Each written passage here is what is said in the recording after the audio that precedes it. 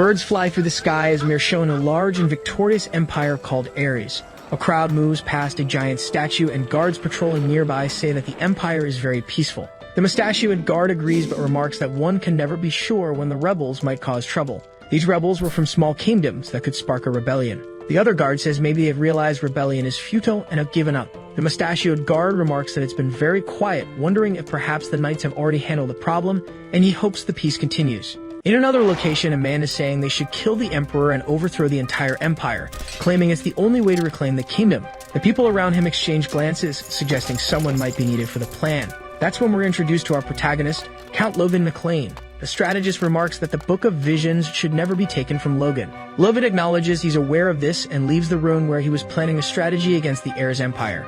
As Logan leaves, a young boy appears beside him, calling Logan a true patriot. The protagonist asks what he's talking about. The boy mentions the Book of Visions, explaining that many comrades have been sacrificed over a long time to protect it, and taking responsibility for the book has become a priority for the Imperial forces. But still, Logan is willing to take the risk and bear the responsibility for the mission. With a dark expression, the protagonist retorts that the boy spoke as if Logan had volunteered for this. The young man points out that Logan is fluent in the ancient language, but accepting this burden and enduring it silently wasn't just a sign of patriotism. Logan asks him to stop, saying that thinking otherwise insults his comrades. He emphasizes that this isn't about patriotism, it's about revenge. Flashing back to Logan's childhood, we see him defeated by his younger brother Ronian. Voices whisper that Ronian started wielding a sword at age 3, calling him a genius. In contrast, Logan went through 10 years of knight training. It seemed the future of the McLean family was uncertain with a fool like Logan as the firstborn. Moving forward in time, we see Logan's father slamming a table, accusing Logan of poisoning his own brother with a paralyzing toxin.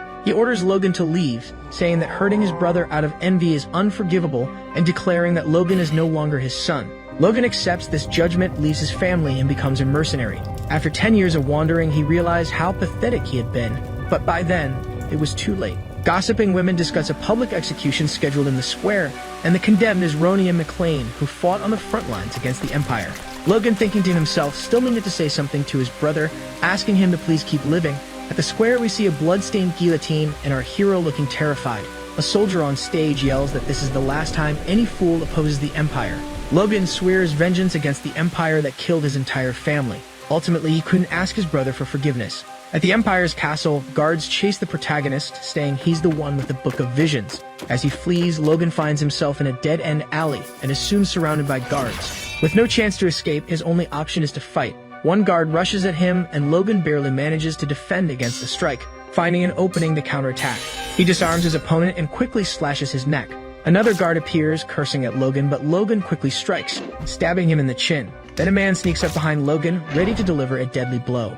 Yet again, Logan outmaneuvers him, killing the guard. Suddenly, several guards show up, intent on killing Logan, demanding he return the stolen book. In his dark thoughts, Logan wonders if this is the end. With a faint smile, he decides that if it's come to this, he will take everyone down with him. He crushes a kind of stone in his hand, causing a massive explosion that lights up the entire castle. In a profound void, Logan is lost in his thoughts, reflecting on a life filled with regrets, lived solely in pursuit of revenge. Our hero says that the only good thing was having gotten back at those Imperial scoundrels. However, even in death, he feels he can't escape his regrets, adding that he should have asked for his brother's forgiveness, and that even in the afterlife, he hopes to find his family again and ask for their forgiveness.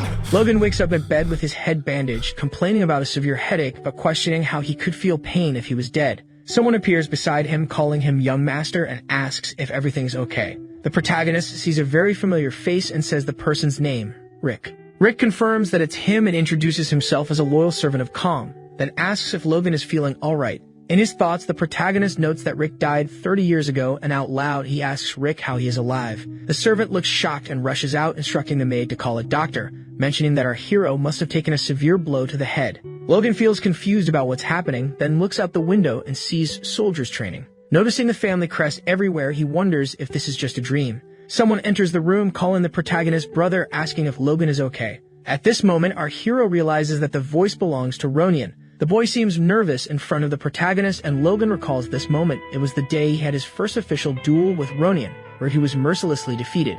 Ronian had visited him when he was ill, but Logan acted out of sheer envy, calling his brother a bastard and telling him never to mention the incident again. After all the mistreatment and insults Logan inflicted on him, Ronian, who had always looked up to his older brother, never sought him out again.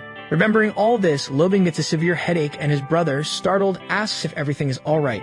Rick tells Ronian that the young master still needs rest to recover and suggests he leave. But Logan stops him, saying there's no problem if Ronian stays. His brother, with a gentle expression, cautiously looks at the protagonist. The servant seems confused about the situation. Ronian apologizes to Logan, saying he should be more careful, but our hero interrupts, saying there's no need to apologize and that his brother did nothing wrong. Just as he's about to say something, he remembers that even someone as kind as Ronian fought on the front lines against the Empire and died tragically. Without hesitation, Logan grabs his brother's shoulders, apologizes, and starts crying, expressing deep regret. As he hugs him, Ronian asks why he's crying. Without any response, Ronian continues hugging our hero. A little later, Ronian says he'll visit again soon, and Logan warmly replies, "See you later." Looking out the window, our hero says that if all this isn't a dream and he's really gone back in time, he'll do things differently so they don't turn out like before. Suddenly, his servant shouts, calling the young master. When Logan looks back, he sees a maid apologizing and he asks why she's sorry. Rick explains that the maid, Maria, interrupted the master's rest and that he had forgotten to tell her to be careful. Rick adds that Maria had entered the wrong room by mistake. In his thoughts, Logan remembers that during this time he was a troublemaker and caused a lot of issues for the servants. Logan tells Rick that Maria did nothing wrong and asks him to bring paper and a pen. The two servants seem surprised, wondering if Logan wants to do something to Maria. Quickly, Logan says to just bring paper and a pen. His servant brings the items and places them on the table. The protagonist thanks him and asks Rick to ensure nobody enters the room. The servant seems taken aback because Logan thanked him, asking if the young master is okay or if he's experiencing a headache. Without delay, the protagonist says he's fine and tells Rick to leave. Our hero feels frustrated, overhearing Rick mention that Logan must be okay because he yelled at him and told Maria to go back to work. Sitting at the table, Logan thinks he needs to be patient because all these events are the result of his own actions. Returning to the main topic, Logan says the most important thing now is to document everything that will happen in the future. The war that will occur in 10 years, a disaster that will not only bring down his family but the entire nation. Preventing all of this is his goal, but before that, the feudal war will happen in 1 year. They started so suddenly and ended up partially destroying the family. Logan says he needs to prevent that first, but before anything else. In another location, someone informs the family patriarch that the young master is there to see him, asking if it's Logan. We see the protagonist walking down the corridor, causing quite a stir among the servants just by being there. Maids slip away quietly, but one carrying a mountain of bed sheets drops them, and they fall right in front of the young master. She gets frightened, wondering what she's going to do now, thinking she's doomed. A gentle hand reaches out and asks if she's okay. She says yes, but gets even more scared when she sees Logan's face. The protagonist assures her that it's not a big deal, but the maid throws herself to the ground, saying she's committed a grave sin and begs for forgiveness. Our hero doesn't understand what's happening, but in his mind, he thinks it's strange for someone to change so drastically overnight. He assumes the servants need time to adapt, and with time, he'll show them he's changed a lot. Smiling, he looks in the mirror and says it's not that strange. Back to the moment when the servant informs the family patriarch that Logan is there, the protagonist, worried, looks at the door, remembering the day his father told him he didn't consider him his son anymore. When he was expelled, he thought his father had given up on him completely, and his heart had turned cold. Even after the duel, his father didn't visit him. Logan realizes how foolish he was to think that of his father and wonders how desolate a father must feel to abandon his own son. When the door opens, light reflects on the protagonist as he looks at his father. The patriarch looks out the window, where the light is so bright, then turns to speak with Logan. The protagonist, with a face that looks like he's about to cry, thinks he's truly sorry and apologizes in his mind. Logan's father remarks that the protagonist is better than he thought and asks what he wants. Our hero is surprised because his father is still cold, but Logan understands that for him, 20 years have passed while the patriarch sees his son's face every day. He finally says he wants to do isolated training on the McLean family lands. In Logan's mind, to win the regional war, it's necessary to strengthen the forces throughout the entire territory, strengthen the knight and soldier ranks, improve weapons, and use various other methods. But to do all this, Logan needs money. Unfortunately, the McLeans are known as the beggar family in the kingdom. They don't have any money. But there is one way to make a lot of money, the incident that will happen in 3 months. With that single event, Logan can make a year's worth of the family's budget in one go. But to do this, he needs to perfect his martial skills. The patriarch asks if Logan wants to run away because he lost to his brother. The protagonist replies that it's not that, but rather that he realizes he's been inadequate all this time. So even if it's late, he's trying to make up for it. The patriarch says it's not just a lack of effort and wonders if Logan has come to terms with reality. Our hero admits that he also sees his behavior as problematic. Without remorse, the patriarch says he's tired and has heard Logan say this many times, ordering him to leave. But our hero doesn't give up so easily and says that instead of acknowledging his own faults, he took out his anger on others. He says he was completely foolish and immature and that through this training, he wants to work on his maturity. He asks his father again for permission to do this. The patriarch says it's not a weak excuse this time and asks how long Logan plans to train. Logan replies that 3 months should be enough. His father asks if Logan thinks he can catch up to Ronian in such a short time. Logan, unfazed, explains that he's not doing it to defeat Ronian, and by choosing a shorter time, he simply wants to do his best. The patriarch says it seems like the protagonist has changed a bit, so he's going to allow him to train on the family lands. Logan thanks him and heads toward the door, but his father calls him back, reminding him that it's still spring and that the family's land will be very cold at night, so he should be careful to stay warm. With a genuine smile, the protagonist leaves the room. Days later, the protagonist is in the middle of a forest. Logan notes that only members of the McLean family are allowed into this area, and it's vast, perfect for solitary training. Our hero says no one can see his training methods just yet, then pulls out a book, calling it The Secrets of the Divine Swords. He says that in his past life, he memorized and burned the book to keep it out of Imperial hands. The book originally had a golden falcon in the center and contained secrets passed down by heroes from ancient times, those who killed the dragon that ruled the world. It was written in secret military codes so that no one could decipher it. Logan says that if the Book of Visions is true, after mastering it completely, even the Empire's Grandmasters or Archmages wouldn't be so intimidating. Before returning, it was too late for Logan's age and he wasn't very talented, but now he has a new chance. The protagonist begins to prepare by using techniques from the foundation of the Divine Sword to focus his energy toward his heart and create a core. Doing this with average talent would be a daunting task, and his past self would have crumbled at this stage. However, after returning to the past, Logan's body has strengthened in every aspect, and 3 days and 3 nights of hard work would be enough too. But before he knew it, his core was already formed. As his core is being created, a tremendously dense energy explodes and his body is absorbing it all. To test his new power, Logan pulls a sword from his backpack and strikes with force and precision, delivering a powerful blow. Our hero says the technique is quite good. Everything has changed in a way that allows him to wield his sword properly, even though he has no idea how the core formed in less than 10 seconds. At this rate, he'll be much stronger in less than 3 months. Logan decides to continue his training morning, afternoon, and night. A month later, we see the protagonist on his last day of training. Of the 10 sword techniques in the Book of Visions, he managed to learn only one skill, the time-space slash, a technique that cuts through time and space. Preparing to launch the attack, the protagonist says he only managed to learn this technique because he has a 1-star core. Executing the technique with skill, Logan is determined to succeed at all costs. He unleashes his attack on a tree, his face lighting up with happiness as he watches the tree shatter. The protagonist laughs, saying this power is beyond his comprehension. This wasn't a technique that a beginner could execute. Even though he's exhausted after using it, it would still be a good trump card. Having achieved his training goals, he can now proudly report the results to his father. Back at the castle, a guard tells Logan that he can't see the patriarch, and the protagonist asks why, wondering if his father is unwell. The guard explains that blood relatives aren't allowed to see the patriarch without prior notice, asking if the young master had forgotten this rule. Rick suggests they leave, saying it's a rule of the royal family. However, our hero mentions that 3 months ago, he had met him without any issues, and with a sarcastic smile, the guard replies that the guard in charge must not have done his job correctly. In his mind, the protagonist wonders why this never happened in his past life. Logan hears some noises inside the castle and mentions that his new technique has improved his hearing. The knights inside the castle say the protagonist is a coward who ran away after losing to his younger brother. Logan realizes his reputation has hit rock bottom since he left to train, so much so that even the knights see him as a joke. The guard tells him to come back next time after giving proper notice. Our hero finds this annoying, planning to change his reputation slowly, and asks for the guard's name. Without understanding why he wants to know, the guard responds that his name is Dominant. Logan then starts to point out what the guard did prevented him from seeing his father with a practically defunct rule and humiliated him with an insolent attitude. Dominant wonders what the protagonist is doing as it seems like he's asserting authority, and Logan continues by saying that to pay for his unjust humiliation, he suddenly throws his glove in the face of the extra, declaring that he challenges him. The knights don't understand what's happening, much less Dominant, who's being called into a duel. The protagonist sarcastically asks why the little guard isn't responding and adds if he's scared. Logan continues by asking if the guard will cower before a coward who's been humiliated. Filled with rage, Dominant accepts the duel. In the battle arena, all the knights wonder if Logan has lost his mind since the protagonist stands no chance of winning.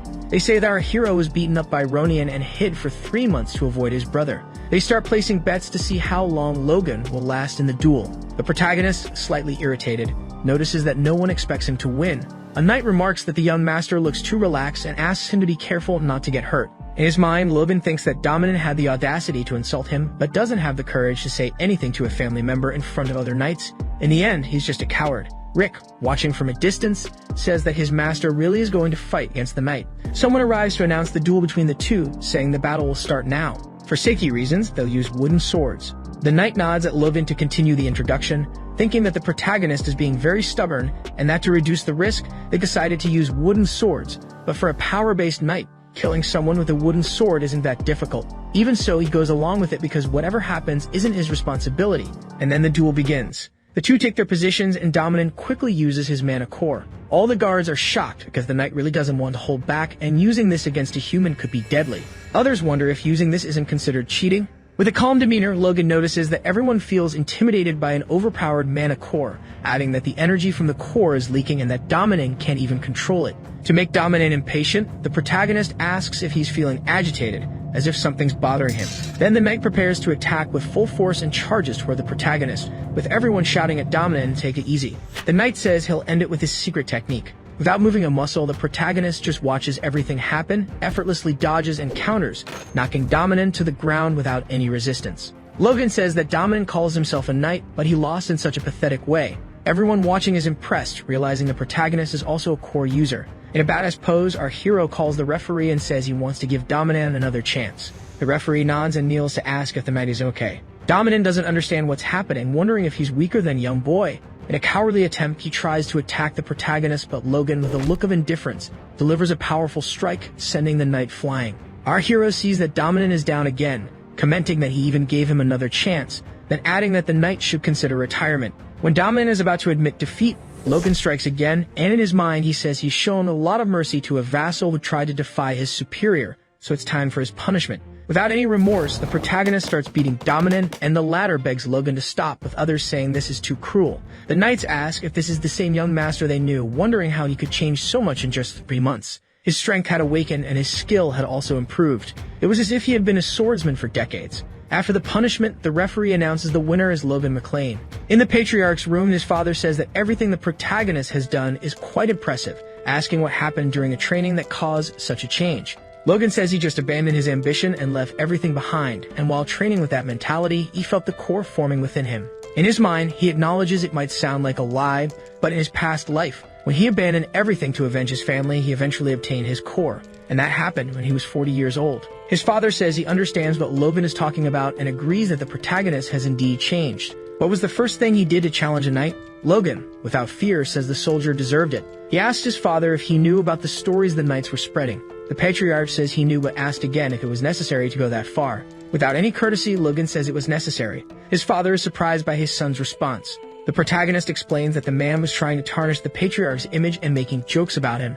If left unchecked, it would be poisonous to the family's discipline. He adds that hierarchy is what keeps an organization functioning. When hierarchy is undermined, the whole organization crumbles. In his mind, our hero recalls living as a mercenary for 10 years and realizes that when it comes to armed men, you need to take control by defeating them in one blow. The events of today serve as a lesson for the other knights. The patriarch says that Dominant is definitely at fault as he forgot his place and tried to trick Logan, but it was still very risky, so he asks the protagonist to contain himself for now. Our hero is surprised that the patriarch forgave him so easily. He asks what's wrong and if his father wants to punish him. The patriarch clarifies that it doesn't mean Logan was right and warns him not to deceive himself. He must never do this without his father's permission, and that he hasn't even received his official rank yet.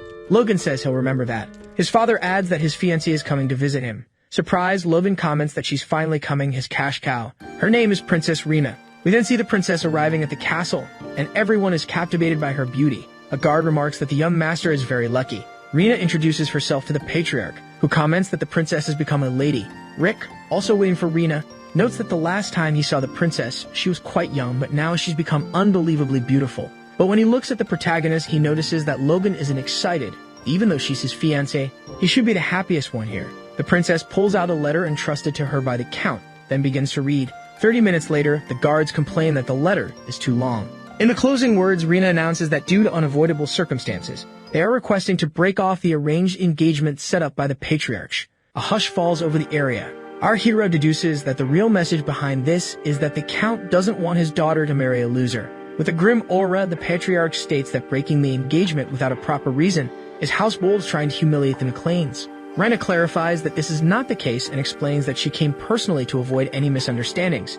She says she has childhood memories of visiting the McLeans. memories she created with young Master Logan in this beautiful place. Those precious times will always remain in her mind. However, she's bound to her family and must follow the instructions given to her, which is why she came to apologize. The maid say her heart is more beautiful than her face. Logan's expression seems different from everyone else's, while the woman next to the patriarch asks Miss Rena why she's breaking the engagement and what these unavoidable circumstances are. Marion Kairos, the protagonist's stepmother and Ronian's biological mother, always considered Logan a rival due to the succession to the throne. He thought she'd stay quiet, but family honor is a different matter. Rena apologizes, saying she doesn't know the reason herself. The woman presses, asking if she really has no idea about her own marriage. The princess replies that she's just someone set to marry into another family, and that her father doesn't discuss important family matters with her. Logan's stepmother points out that the princess has come to announce she's breaking the engagement without any valid reason. She asks if they can understand it that way. Rena adds that in compensation, House Wolves will pay 3 million gold, which startles the financial manager because it's such a large amount. Logan is thrilled because now he just needs to get his hands on that money. The patriarch of the family shouts, asking how dare they, his overwhelming pressure forcing everyone to the ground. Rena's knight tells her to step back. The knight from House Wolves politely asks the patriarch to calm down and continue the discussion. The patriarch remarks that this knight has a high rank like himself, which is impressive for his age. The patriarch then says that he supposes injuring the rising star from House Wolves would be a fair trade for the dishonor inflicted on House McLean. The knight responds that their patriarch said that Logan's father is a man of great honor, and also mentioned that the patriarch wouldn't pursue the young princess. Rena adds that she doesn't want to buy honor with money and asks him to accept this as a gesture of solidarity between the two families. In his mind, the patriarch thinks that if he insists, he'll become a man without honor, which is exactly what Chiron Wolves wants. So Logan's father says that visitors are visitors and House McLean does not harass its guests, but he can't accept this unilateral offer from the Wolves. In exchange for breaking the engagement, he wants Rena to apologize to his son, and he refuses any other type of compensation. The guards are impressed by the patriarch's nobility. Logan calls his father, explaining that as someone involved in the marriage, he has a request, asking him to please listen. In his mind, our hero knows he has to get this money at all costs. Without any courtesy, the protagonist continues, saying that half of the house's funding comes from his stepmother's family, and when that connection is severed, everyone will go bankrupt. Talking about honor? That's foolish. You must get those 3 million no matter what. Returning to the protagonist's words, Logan says he wants to accept the Wolves' apology terms. His father is outraged, asking if his son wants him to go back on his word. Our hero falters under the pressure, but explains that money is more important than his life. His father declares that House McLean isn't so poor that it would abandon honor for money. Taking a deep breath, Logan responds to his father's face that they are extremely poor. He adds that the house owes more than 3 million to the bank, and the annual interest is over 150,000 gold. Without his stepmother's support, they would be bankrupt at this very moment. He continues, saying they are the poorest family in the kingdom. Everyone is shocked by the protagonist's words. Logan claims that the reason to accept the 3 million gold has nothing to do with honor. The patriarch then asks if the reason for accepting is honor. Logan says that House Wolves has a higher standing than theirs, and he fears rumors might spread that House McLean accepted the breakup with just an apology. Rita responds that House Wolves isn't irrational and has the utmost respect for House McLean's honor. Logan points out that Rena came to break the engagement without reason and now talks about rationality. Doesn't she find that ridiculous? In the protagonist's previous life, he thought Rena was genuinely sad about the separation. But this is what happened. The princess had called Logan to her room, saying that even if they ended things today, she still wanted to create one last memory with him. In his past life, Logan had been expelled from the family, and since he had lost everything, running away with the woman he loved seemed like the best option. So the protagonist suggested to Rena that they run away together. But he quickly got scared when Rena threw a knife at him. Luckily, he managed to defend himself with his sword. We see the princess's true colors when she scornfully remarks that the young master really thought he was a good match for her. He should know his place and disappear. She adds that he lost to a child, but because of that, things became easier. Not knowing what's going on, Logan asks what's happening as it's all so sudden. Everything became clear when Rena screamed. Her guard entered and asked what happened to his lady, and she claimed that out of nowhere, the young master became aggressive. Logan realized that Rena had set him up. At the time, he tried to explain, but his reputation was terrible, and his family didn't believe him. His family had to pay a hefty sum as compensation. Because of her, the protagonist says he never trusted another woman again, and he's sure she's planning something this time, but too bad. Logan vows that this time she won't get away with it. At first, our hero thought about changing his reputation within the family, believing that if they saw him slowly changing, the whole family would change as well. But his fight with Dominant made him realize that the soldiers turned a blind eye even when someone disrespected him, and many rumors spread while he was absent. Logan wanted to transform the family by gaining recognition, but with only 9 months left until the regional war, his reputation no longer mattered. Out loud, he tells the princess that he will accept the 3 million gold. Rina is startled and his father reprimands Logan, asking how he dares defy his wishes. The protagonist says he can't be satisfied with hollow apologies. If honor can be compensated with mere words that just disappear into the air, then its value is as light as those words. The princess says that the wolves are willing to follow the patriarch's wishes and asks what Logan's father's decision is. Our hero remarks that while Rina says that she only wants to save her father's face, she probably fears having to pay 3 million. The patriarch, as a representative of House McLean, is satisfied with an apology but leaves it to his son Logan to decide if the apology is sincere. The stepmother becomes apprehensive, as do all those present. His father tells the protagonist to think carefully, because if he accepts money for dishonor, he'll be opening a door for future negotiations of his honor. So our hero states that as one of the people involved in the marriage breakup, he accepts the wolves' compensation. His stepmother is impressed, while Rina is at a loss. His father remarks that he thought Logan had changed for the better, but it seems he's changed for the worse. He adds that maybe it's his fault for not teaching Logan the true value of honor. In his mind, Logan, though sad, thinks he's doing this for his family. Later, we see the protagonist saying he finally secured the gold. 3 million is a lot, but he shouldn't get too excited as he needs to put that money in the bank. Someone knocks on the door and the protagonist assumes it's Rick, inviting them to enter. The person who walks in is Dwayne, the most trusted financial manager of the patriarch, but Logan isn't naive and can tell this gentle smile isn't for him. In Dwayne's thoughts, he considers this the biggest challenge of his life. As the financial manager, he's been managing the entire estate with his shrinking budget. Guards and butlers complain about the lack of supplies and the need to replace soldiers' weapons. Dwayne has had to compensate for the lack of funds by asking the patriarch's relatives for help. He wonders if he's a financial manager or the chief of beggars, adding that if it weren't his hometown, he would quit long ago. But now he has the opportunity to be comfortable for a few years, and his opponent is just an unsuspecting young man. He says he's sorry, but he'll have to split the 3 million. Back in reality, Dwayne says he just came to say hello and tells Logan he's made a great impression on him. The way the protagonist stood his ground without flinching, his attitude, and the aura he exudes, all quite impressive and truly befitting a McLean heir. Back in Dwayne's thoughts, he wonders how Logan feels about his compliment. Before, Logan only messed up, so this might be the first time he receives praise. Our hero asks what Dwayne is doing here, then adds that in these difficult times, 3 million is like a downpour during a drought. The intelligence shown by the protagonist has allowed the family to breathe a sigh of relief. Without any emotion, Logan asks why the family would be relieved. After all, the money is his. Dwayne had anticipated this, but the kid actually thinks he's going to use it all for himself. He asks Logan to be patient, reminding him that he's been the McLean's financial manager for 20 years. He shows Dwayne constantly begging Viscount Kairos for money, mentioning that self-humiliation has become quite normal. Logan asks if the family situation is that bad. Taking advantage of the moment, Dwayne explains that they owe 3 million to Cooper Bank with an annual interest rate of. The protagonist completes the sentence, saying it's 150,000. He adds that it's harvest time, which should cover the interest. Dwayne explains that running a barony generally costs a lot of money, and that they always have a tight budget, asking if our hero could help a little. Straightforwardly, Logan refuses and Dwayne doesn't understand because he thought the protagonist opposed the patriarch for the barony's sake. Logan says he'll use the money for the family's sake and won't spend it on immediate expenses.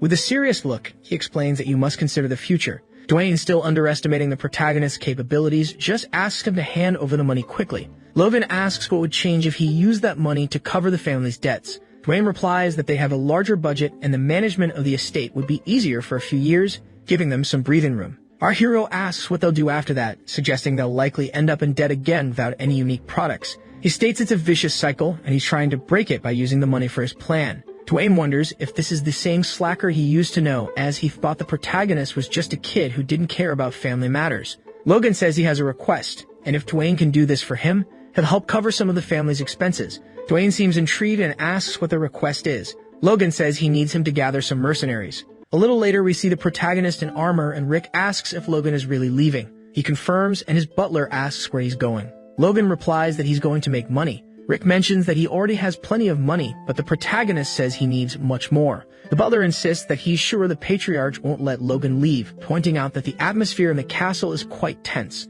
Logan dismisses Rick's words, saying he knows all this and plans to leave secretly. In his mind, Logan notes that he can't change his reputation right now, so he'll build power from outside. Fortunately, the protagonist is familiar with what's happening outside the castle, as he had experienced this when he was expelled from his family and traveled around the kingdom. Rick shouts, asking what the protagonist is thinking. Running away at his age, Logan comments that he's quite persistent. Acting like a child, his butler lies down on the floor, saying that if the protagonist leaves, he can trample on him. Our hero jokingly pretends to step on him, adding that Rick shouldn't worry because he'll leave a note for his father, ensuring no one will blame him. Rick asks what Logan will write, and Logan gives a sinister smile. Later, in the patriarch's office, his father reads the letter's content. The protagonist wrote that he's sad about the broken engagement and left the castle to clear his head, signed Logan. In his mind, Rick hopes the protagonist returns soon. A while later, our hero gets lost in thought and explains his family's history. He mentions that 200 years ago, the McLean family wasn't in the position it is now. The vast and extensive counties stretched from the neighboring county of Tessern to the counties of Sylvan and Perina, across the Bifrost Plains, where he was revered as the ruler and lord of southeastern Grandia. But thanks to the current patriarch and the useless work of the previous 3 generations, his ancestors saw their title downgraded, their territory reduced to nearly nothing, and their once grand storage of grains, known as the McLean Plains, given to the strongest vassal. The fertile land was divided among several vassals. The place where the McLean family ended up was the southern mountains. There were no suitable regional products, and copper mines were non-existent. And even if they win the regional war, they'd still have to rely on Kairos to break the vicious debt cycle, which requires a lot of money, much more than 3 million. However, there's someone who could give Logan that money, the largest city in the kingdom, Kale. In the middle of the city, the protagonist walks around seeing various people selling products. Our hero pulls out a letter from his pocket and mentions that the person he's looking for is Philip Claude, the Gold Lover. The strongest nation on the continent, the Heirs Empire, is a centralist nation based on a merit system. As long as you have talent, regardless of gender or age, you can succeed. It's a nation where you can enjoy power and wealth, and this right is even extended to foreigners who aren't citizens of the empire. One example is Philip Claude from the Kingdom of Grandia. This guy is one of the wealthiest merchants who drive the empire's economy and is the largest war merchant on the continent. He's often called a traitor to the Kingdom of Grandia, but in reality, even though he's known as the Gold Lover, he would still support his homeland against all odds and use his own money and power to create the miracle of Grandia's sovereign rule. And this person is really lying on the ground looking like a beggar. He's complaining about some people who tricked him, wondering how he could survive from here on out. Logan explains that his business failed because some people deceived him, and witnessing it firsthand is pretty terrible. Without wasting time, our hero approaches the man, asking if he's Philip Claude. He confirms that's him, then asks who the protagonist is. Philip begins to notice various things about Logan, his red hair and eyes, and his intense gaze. Our hero says he's relieved it's him, and asks if they could talk. Suspicious, Philip wonders who this man is, how he knows his name, and whether he knows him. At this moment, Philip senses a strong emotion in Logan's eyes. An emotion the businessman has seen many times before: greed. Once again, Philip observes the protagonist's details, noticing his ancient armor, and randomly assumes Logan is a mercenary thug. As the protagonist is about to introduce himself, the man loses his cool, shouting that it's not payday yet, that the money from the commercial property sale is coming in 3 days, so come back then. Our hero tries to say something, but Philip shouts again, saying he hasn't received the payment yet. After this brief outburst, the man looks exhausted, and the protagonist just watches with disdain. Logan explains that he's not there to collect any money, but rather to invest. Philip is taken aback, saying the protagonist doesn't want to collect money, implying that he's crazy. Who'd want to invest in a failure like him? But then he thinks, what if our hero is serious? He asks how much Logan intends to invest. The protagonist asks how much he needs and says he'll provide enough to cover his debts and make a profit. Philip notices that Logan's armor is filthy, suggesting he came from far away. But when he spots the crest of House McLean, the protagonist continues asking how much he needs and promises to match it. Suddenly, Philip points his finger at our hero, saying that if he wanted to trick him, he should have prepared properly, just like the others who tricked him. He strongly asserts that the protagonist isn't an investor because that crest is from House McLean, a family of beggars who live off their relatives. But Logan wants to invest even though he doesn't have the money to cover his own debts, and if our hero is caught impersonating a noble, he'll be executed immediately. He adds that Logan chose the wrong person to deceive because he's completely broke. The protagonist comments that even at rock bottom, Philip still has sharp judgment. Philip goes back to lamenting that he doesn't have enough money to eat or even die. To resolve the situation, Logan uses his skill, and Philip realizes that a young genius like him wouldn't try to deceive him. His attitude quickly changes, apologizing for being insensitive, then asks what business Logan wants to discuss. Our hero, without any emotion, says he wants to hire Philip permanently, and that paying his debts would be just a bonus. The man points out that House McLean doesn't have enough money for that, right? The protagonist opens his bag and reveals many gold coins, and in Philip's eyes, Logan looks like an angel. Moments later, we see Philip signing the contract with his blood. The witch explains that the consequences of harming his master are intense pain, as if his soul is splitting, and if he doesn't like it, he just needs to awaken his core or hire a level 4 mage, which would cost hundreds of times more than what the protagonist has. Philip realizes that the protagonist bought an expensive contract just to make him his eternal slave. Our hero explains that in a first meeting, it's impossible to establish mutual trust, and once they gain more confidence, they'll get rid of the contract. The protagonist extends his hand, asking if they can work well together from now on. Philip admits this whole arrangement is chaotic, lacking details or conditions, but he has no choice but to trust Logan now. He asks what he should do now. The protagonist says the first thing he wants to do is buy monster meat. Philip is so shocked that his speech and thought bubbles flip. In his mind, Logan understands his surprise since monster blood and meat contain poison, and burning them is common practice. But in a few years, the situation will change because citizens discover a way to neutralize the poison with common ingredients. And when people started eating this meat, they noticed its effect. The meat from the Kalak monster worked like Viagra.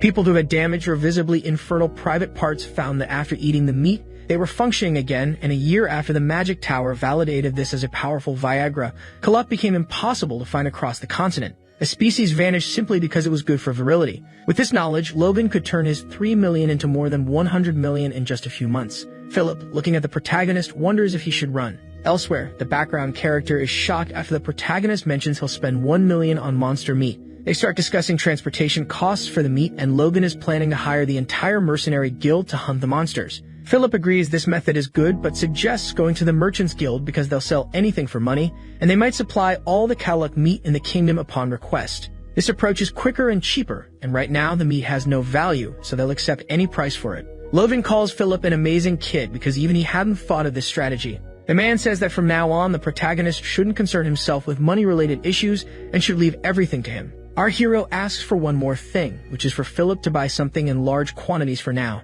handing him a note. The extra starts reading, seeing items like cartridges and blades made from southern steel. Logan explains that he can't mention the materials for war weapons and adds that weapons made from these materials were used in the Empire's invasion during the previous conflict, noting that depending on combat conditions, it's a weapon a simple soldier can use to take down a knight. Before the invasion, the protagonist entrusted Dwayne with hiring mercenaries, and if he just puts these weapons in the hands of the soldiers, they'll certainly have the advantage in territorial battles. But first, he must find specialists to make these weapons and an instructor to train the mercenaries. 2 days later, in the mercenary city of Kurun, we see Logan asking a man named Kaisalan, an A-class mercenary, that he wants to be an instructor. The man says he's never trained people in a significant way. The protagonist explains it won't be hard and that he just needs to train the C-class mercenaries he's hiring. Kaisalan replies that he doesn't know where the protagonist heard this, but he's only taught a few moves to kids, suggesting that Logan leave instruction to a specialist. In his mind, our hero notes that in his previous life, he and Kaisalan worked together. So he knows that Kaisalan is a mercenary who masters all weapons and is skilled even in cavalry. Kaisalan's true value shines when he becomes an instructor, as after retiring due to severe injuries, the mercenary battalion he trained stands out among all others with far superior skills. However, the current Kaisalan seems unaware of his talent as an instructor. The protagonist adds that it's going to cost a lot of money. Logan offers a salary of 4,000 gold per month. The prospective instructor says the maximum for a mercenary of his rank is 2,000 gold, but the protagonist wants to pay double. Even so, Kaisalan refuses, saying he's never been an instructor. Our hero increases the offer, saying it'll now be 6,000 gold. The man replies he'd rather take on combat missions. Again, Logan raises the price, stating it'll now be 7,000 gold. Furious, Kaisalan punches the wall, asking if Logan didn't hear what he said. And does he think money solves everything? Lastly, Logan says it'll be 8,000 gold. Graciously, the instructor accepts the offer. The two begin talking about personal things. Kaisalan asks if the protagonist is from House McLean. Logan mentions he's curious about him, asking if he's hiring mercenaries in a remote location, isn't he? The instructor says there's no problem as long as our hero pays well. Someone in the distance shouts, telling them to move quickly. You see a pile of slaves being transported. Kaisalan comments that Logan probably knows Hurum is a city for mercenaries and slaves, and if he continues further in this area, you'll see more scenes like this. From here on, it's the slave markets. Logan acknowledges he knew about this, but admits it's still sad to see it. It didn't take long for people to start trying to get the protagonist's attention to buy slaves, but with just one look from Kaisalan, the background character trembled in fear. In the distance, our hero sees a tent with more guards than the others, suggesting this might be what he's looking for. An old man approaches and asks if Logan knows where he is. The protagonist says yes and states that he wants to buy a dwarf. The old man invites Logan into his tent, where we see elves with sunken eyes, dirty and likely with grim fates ahead of them. The old man explains that it took great effort to acquire these elf women, then asks if the protagonist has ever encountered an elf before. Before the man can say anything else, our hero points to the dwarf he wants. The dwarf appears to be in a better situation than the elves, and the old man mentions that a dwarf can be used for many things. This one in particular is one of the few craftsmen among the dwarven race. He goes on to explain that dwarven craftsmen are a lineage of dwarves who make and improve items from childhood through old age, finding their life's purpose through this craft. This dwarf is one of the best among them. Logan asks how much this dwarf costs. The old man says he's in the range of 250,000 gold but offers a discount, setting it at 200,000 gold. With a calm face, the protagonist asks the old man if he thinks he's an idiot. The old man is confused, and within a few minutes, the protagonist manages to pay just 50,000 gold, 150,000 less than the original price. The dwarf comments that humans are very greedy, and Logan responds that greed is the basis of commerce. The little old man asks where the protagonist is taking him. Logan says he's taking him to the southeastern region of McLean, where he'll be preparing the items our hero needs. The dwarf doesn't seem too thrilled, asking if that's all there is. Logan replies that if the dwarf works hard for the next 20 years, he'll return him to the mountains where he belongs. He adds that 20 years isn't much for his kind. Our little dwarf gives a happy, cute smile and says he's looking forward to when that day comes. Suddenly, some guards chase after an escaping elf. A boy carries the elf and sprints past the protagonist at high speed. A blonde guy manages to kick both children trying to escape. An old man with a bleeding arm is furious, calling them scoundrels and asking how they dare try to escape. The girl, pinned under her brother, cries and tells him to run. Kaiselan says they're just slaves and there's no need to worry. They should continue their journey. The protagonist looks at the slave and starts listing his characteristics. Red and blue eyes, blue hair, and elf-like despite not being one. Then our hero notes that this child is Victor, who in the future will become a noble killer and a powerful magic user. When he was a slave, he killed his master to escape, then returned 10 years later to annihilate his master's family, earning him the nickname Noble Killer. Logan reflects that such a powerful figure is now just a little boy in front of him, and if he lets him escape, he'll become one of the future magic users who could be on his side. The protagonist mentions that there's a big caveat though, because Victor is an obsessive killer who can't be stopped. Just as the blonde man is about to kick the boy again, Logan shields him with the scabbard of his sword. The bald man wonders who this guy is that's defending his property. Before the extra can say anything, he notices the armor with the McLean family crest, and then he gently pulls back, saying that the protagonist is a guest who appeared at an inappropriate time. He was disciplining his slaves because they weren't following instructions. Logan states that he wants to buy the 2 slaves, then asks for the price. The bald man says it's 10,000 gold. Our hero thinks that a young slave usually costs 300 gold, so how does this old scoundrel expect to earn dozens of times more for weak and malnourished children? But the price of the noble killer would be at least 100,000 gold, though this bald man isn't aware of it. So he tells the old man that the rate of children on the brink of collapse is over 30%, and besides, one of them looks like they might die soon. The bald man tries to deceive our hero, saying these are the only slaves for sale at the moment. Logan offers 500 gold. The man keeps talking, trying to make the protagonist pay much more than he should. Our hero asks if he doesn't think Logan knows the actual price of slaves, and he emanates his aura, making the extra quite frightening, so with no other choice, he sells Logan the 2 slaves for 1,000 gold coins. Kaiselan carries the injured boy on his back while his sister walks beside them, calling out to him. The boy wakes up quickly and seems to recover from his injury faster than expected. The protagonist finds this impressive, but secretly we see that Logan was transferring his life force to the boy, which is more effective than low-level holy magic. Yet the little girl seems to be noticing his energy clearly, even when Kaiselan didn't catch it. How can such a young girl do that? The boy suddenly jumps on the protagonist, telling him to die. Logan easily dodges and grabs Victor's arm and his neck, asking if Victor is brave or just a fool, and remarks that the young boy doesn't understand his situation. He adds that he's not like the other guy, and it's good that Victor has a fighting spirit, but he must choose his enemies wisely. Logan warns that this should be his final notice, saying that if he follows the instructions, he'll guarantee the safety of him and his sister. But if something like this happens again, he won't just get rid of Victor. His sister will also face a grim fate. Logan lets the boy go and kneels, then says he's planning to train Victor to be a knight. The boy seems impressed, so the protagonist continues, explaining that a knight has an almost noble status and will naturally be free from slavery. Not only him, but his sister won't be a slave either. Victor looks at his beautiful sister, always wanting the best for her, and now has a chance to make that happen. The boy looks at our hero and shouts that he accepts. Logan notes that his sister is the key to controlling his destructive nature. The protagonist says that Victor's training will start as soon as they reach the McLean household. In addition, he calls for the dwarf Hamar for a private conversation. In another setting, alone with Hammer, Logan explains that he's prepared the contract, a magical contract similar to the one he gave Philip. The contract states that after 20 years of work, the dwarf must be returned to his family in the mountains. Hamar is thrilled to read this and starts signing the contract. The dwarf says he's very grateful to Logan. The protagonist observes how just one contract could revitalize the dwarf's enthusiasm, achieving everything he sought in this journey, and it's good to know that the preparations for the territorial war are going well. However, One thing the protagonist didn't know is that rumors about Logan's peculiar behavior began spreading throughout the city, and as a result, his reputation sank to an all-time low. Moreover, Rick, our hero's servant, endured various forms of torment to prevent these rumors from worsening. Back at the McLean household, Rick appears, saying that his young master has returned, and with his saintly expression, he gets close to the protagonist, asking why he didn't consider his state before leaving. He asks what the heck our hero was doing out there to have taken so long. He mentions that the locals are saying all sorts of things about young master Logan, the McLean house prince, the legendary and monster lover who spent over 150,000 gold pieces on monster meat. These rumors had started a few days ago. Elsewhere, it turns out Philip started these rumors, his plan to draw the merchant's attention. But he didn't realize Logan's reputation was already terrible. Prince Logan, whose engagement was cancelled, the man who blackmailed his own fiancée for money. But contrary to what everyone might expect, Philip shouted at 1 gold piece per kilo. He adds, asking what merchant would refuse to turn trash into money. He asks if they want some and urges them to gather as many monsters as possible.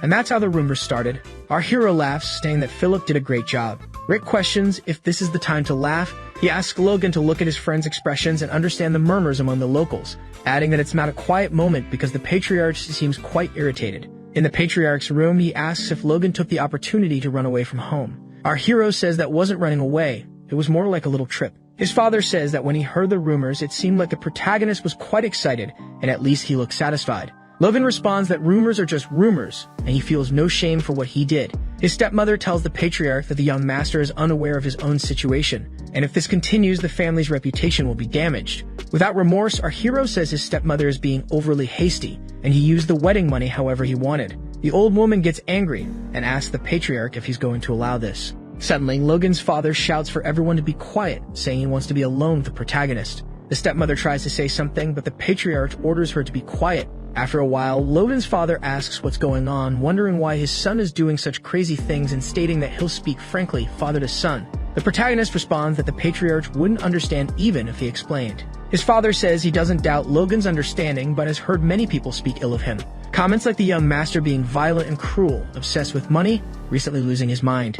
His father asks one last time how long he should keep protecting Logan. If there's a deadline, just say it, so Logan can apologize and say he did it for his deceased mother. Our hero is surprised because his father has never mentioned his mother before. It seems the patriarch hasn't lost hope of finding her. The protagonist asks for 1 year to clarify his actions and pleads for him to wait until then. Then Logan leaves his father's room. The patriarch reflects, never imagining such words would come from his son's mouth. He adds that if the protagonist doesn't prove his point in a year, he'll have to make a tough decision. And before being a father, he is the Lord of House McLean. He apologizes to Logan's mother, whose photo he holds, as he has no idea what the protagonist is thinking. He promised to protect and raise him, but he feels he might have been too negligent by thinking this way. Elsewhere, we see Logan surprised that his younger brother has awakened his core.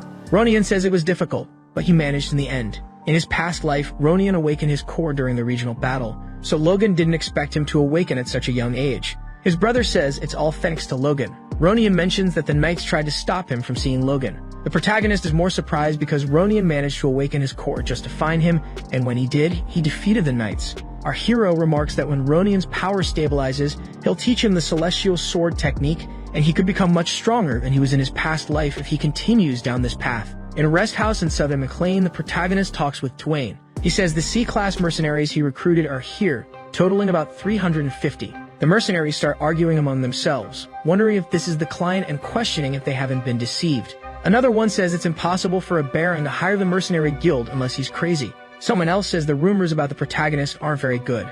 A bald man has the audacity to say that Logan is just wearing armor to try to look like a soldier. At this point, the protagonist gets the bald man's attention and repeats the joke he made, causing him to wonder how Logan heard him from that distance. Logan says that if he can judge, it means he has a superior skill. So what kind of skill does a C-class mercenary have to ignore others? He asks if what he's saying is bothering him and notes that the bald man seems to have some pride. The protagonist proposes that if the bald man can land at least one blow on him, he'll pay him a whole year's worth of supplies, swearing by honor with everyone as witnesses. Fearlessly, the bald man charges at Logan.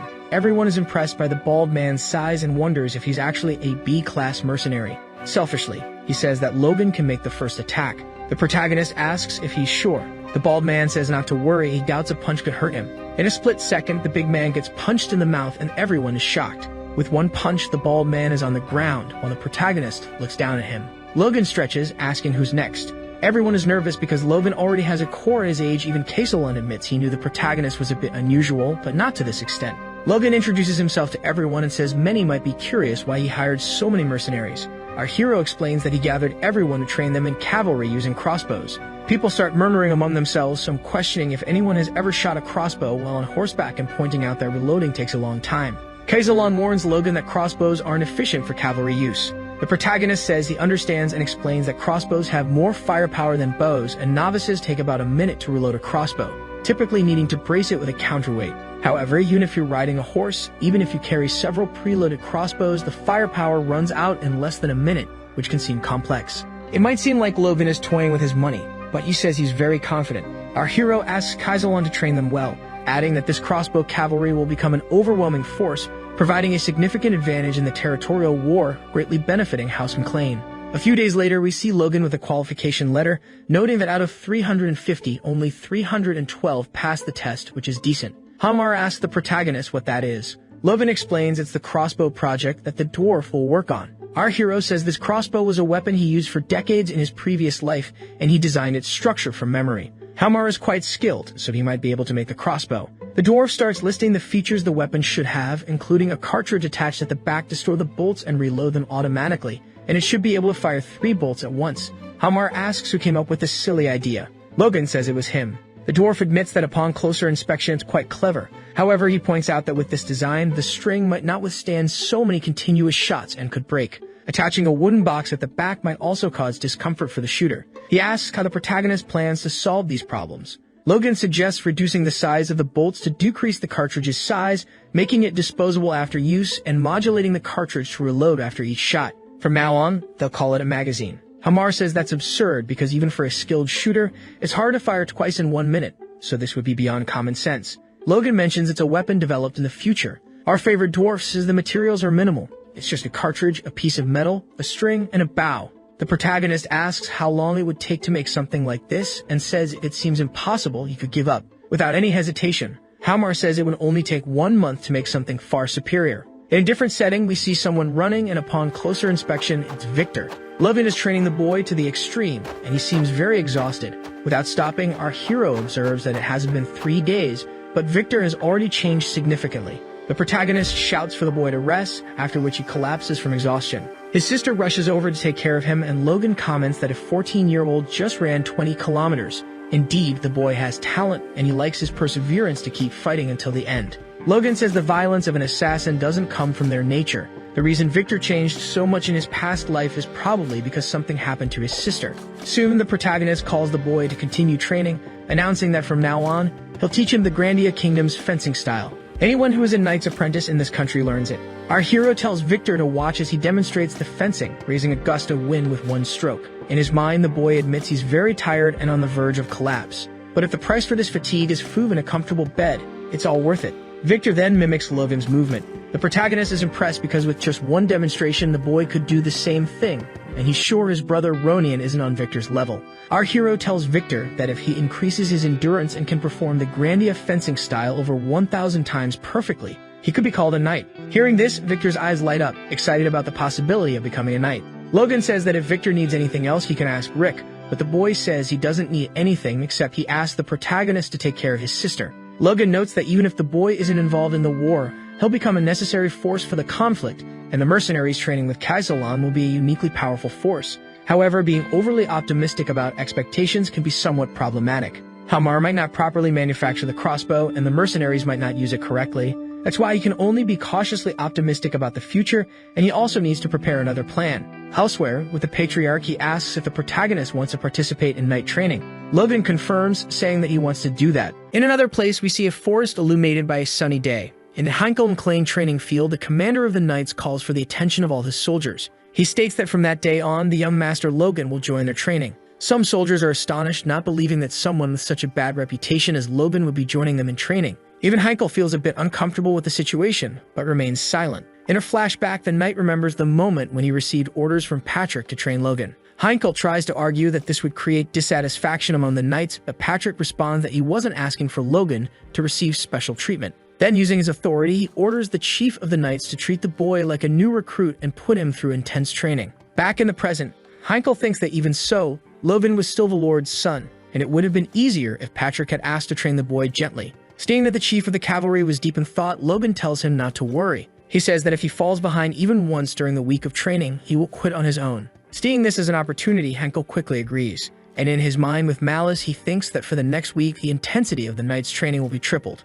Next, we see several knights running through the forest carrying their companions on their backs. Upon hearing complaints, Henkel orders everyone to be quiet since they are knights who ride horses, so they should also understand the feelings of the animals. The man explains that this training was meant to make them feel what it's like to be a horse carrying armored knights across the battlefield. The soldiers then start talking among themselves, saying that all of this was happening because of Logan. They also mention that at this pace, the heir of the McLean family wouldn't last long and would soon flee. However, contrary to their expectations, the boy is running steadily, not complaining about anything, while carrying one of his companions on his back. In the blink of an eye, he manages to walk with extreme ease and begins leading the group of soldiers. Henkel, seeing this, thinks that this should be impossible and can't even believe that Logan is leading the troop. And worst of all, Logan is still smiling, even with such hellish training. The man also comments to himself that at this pace, it won't be the redhead who gives up, but the other knights. So he makes a decision and orders everyone to stop immediately. Finally, he announces that they will all have a 10-minute break to rest, and the knights collapse exhausted.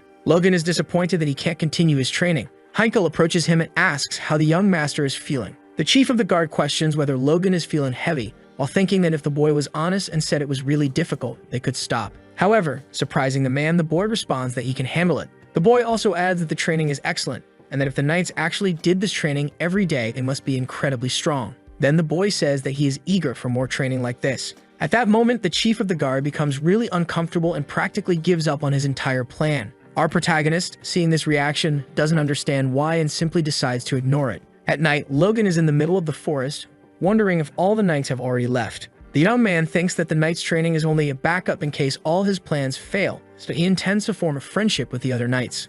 Logan also reflects on his power, as while strength can increase through meditation, it's important to train his physical body as well. Therefore, the knight's training will be very useful for him. And at that moment, the boy activates his power and realizes something. McLean truly sees a change, and smiling, the boy says that all the effort is paying off. He grabs his sword while stating that with the growth of his core strength, he barely feels tired. The boy concentrates his force into his weapon and focuses for a moment. Then he closes his eyes and draws his weapon with extreme ease. Logan comments that even though his force core is still at 1 star, his power is already quite significant. So maybe if he reaches 2 stars, he could have a strength comparable to an advanced knight like Patrick. On another day, several models of crossbows are presented to Logan, but he rejects all of them. The boy asks the dwarf for the repeating crossbow he requested and besides that, he makes other complaints. Hammer becomes extremely irritated by this, and noticing it, Logan apologizes for being rude. The dwarf says that even though Logan is his master, he shouldn't trample on the pride of a craftsman. Feigning ignorance, Logan comments that if that was truly the best the dwarf could do, there wasn't much else to say. Trying to hit the dwarf's weak spot, the young man begins to say that he didn't imagine that after several weeks, this was all Hammer had done. The young man also mentions that he was wrong to expect too much from the craftsman, and Hammer starts to get deeply irritated by the insults. Almost breaking the crossbow in his hands, the dwarf asserts that he will remake the weapon that was requested and show the result to Logan in a month. He then breaks the crossbow in his hands in 2, demonstrating his dissatisfaction. Watching the dwarf leave in a fury, Logan thinks that he was truly upset enough to start the project from scratch. With a malicious expression, our protagonist thinks that if the dwarf is pressured even more, he might produce something even more incredible. A month later, Hammer was showing his new project to Logan. Upon firing the crossbow, the weapon shoots quickly, and 2 bolts hit the target. The dwarf asks what his master thought, while explaining that even though he shot 1 less bolt than originally requested, it was easy to hold in 1 hand. Hearing this, Logan thinks to himself that it was unbelievable since it took less than 5 seconds to reload and fire the crossbow. He also comments that although the range and size were less effective than those in his past life for cavalry,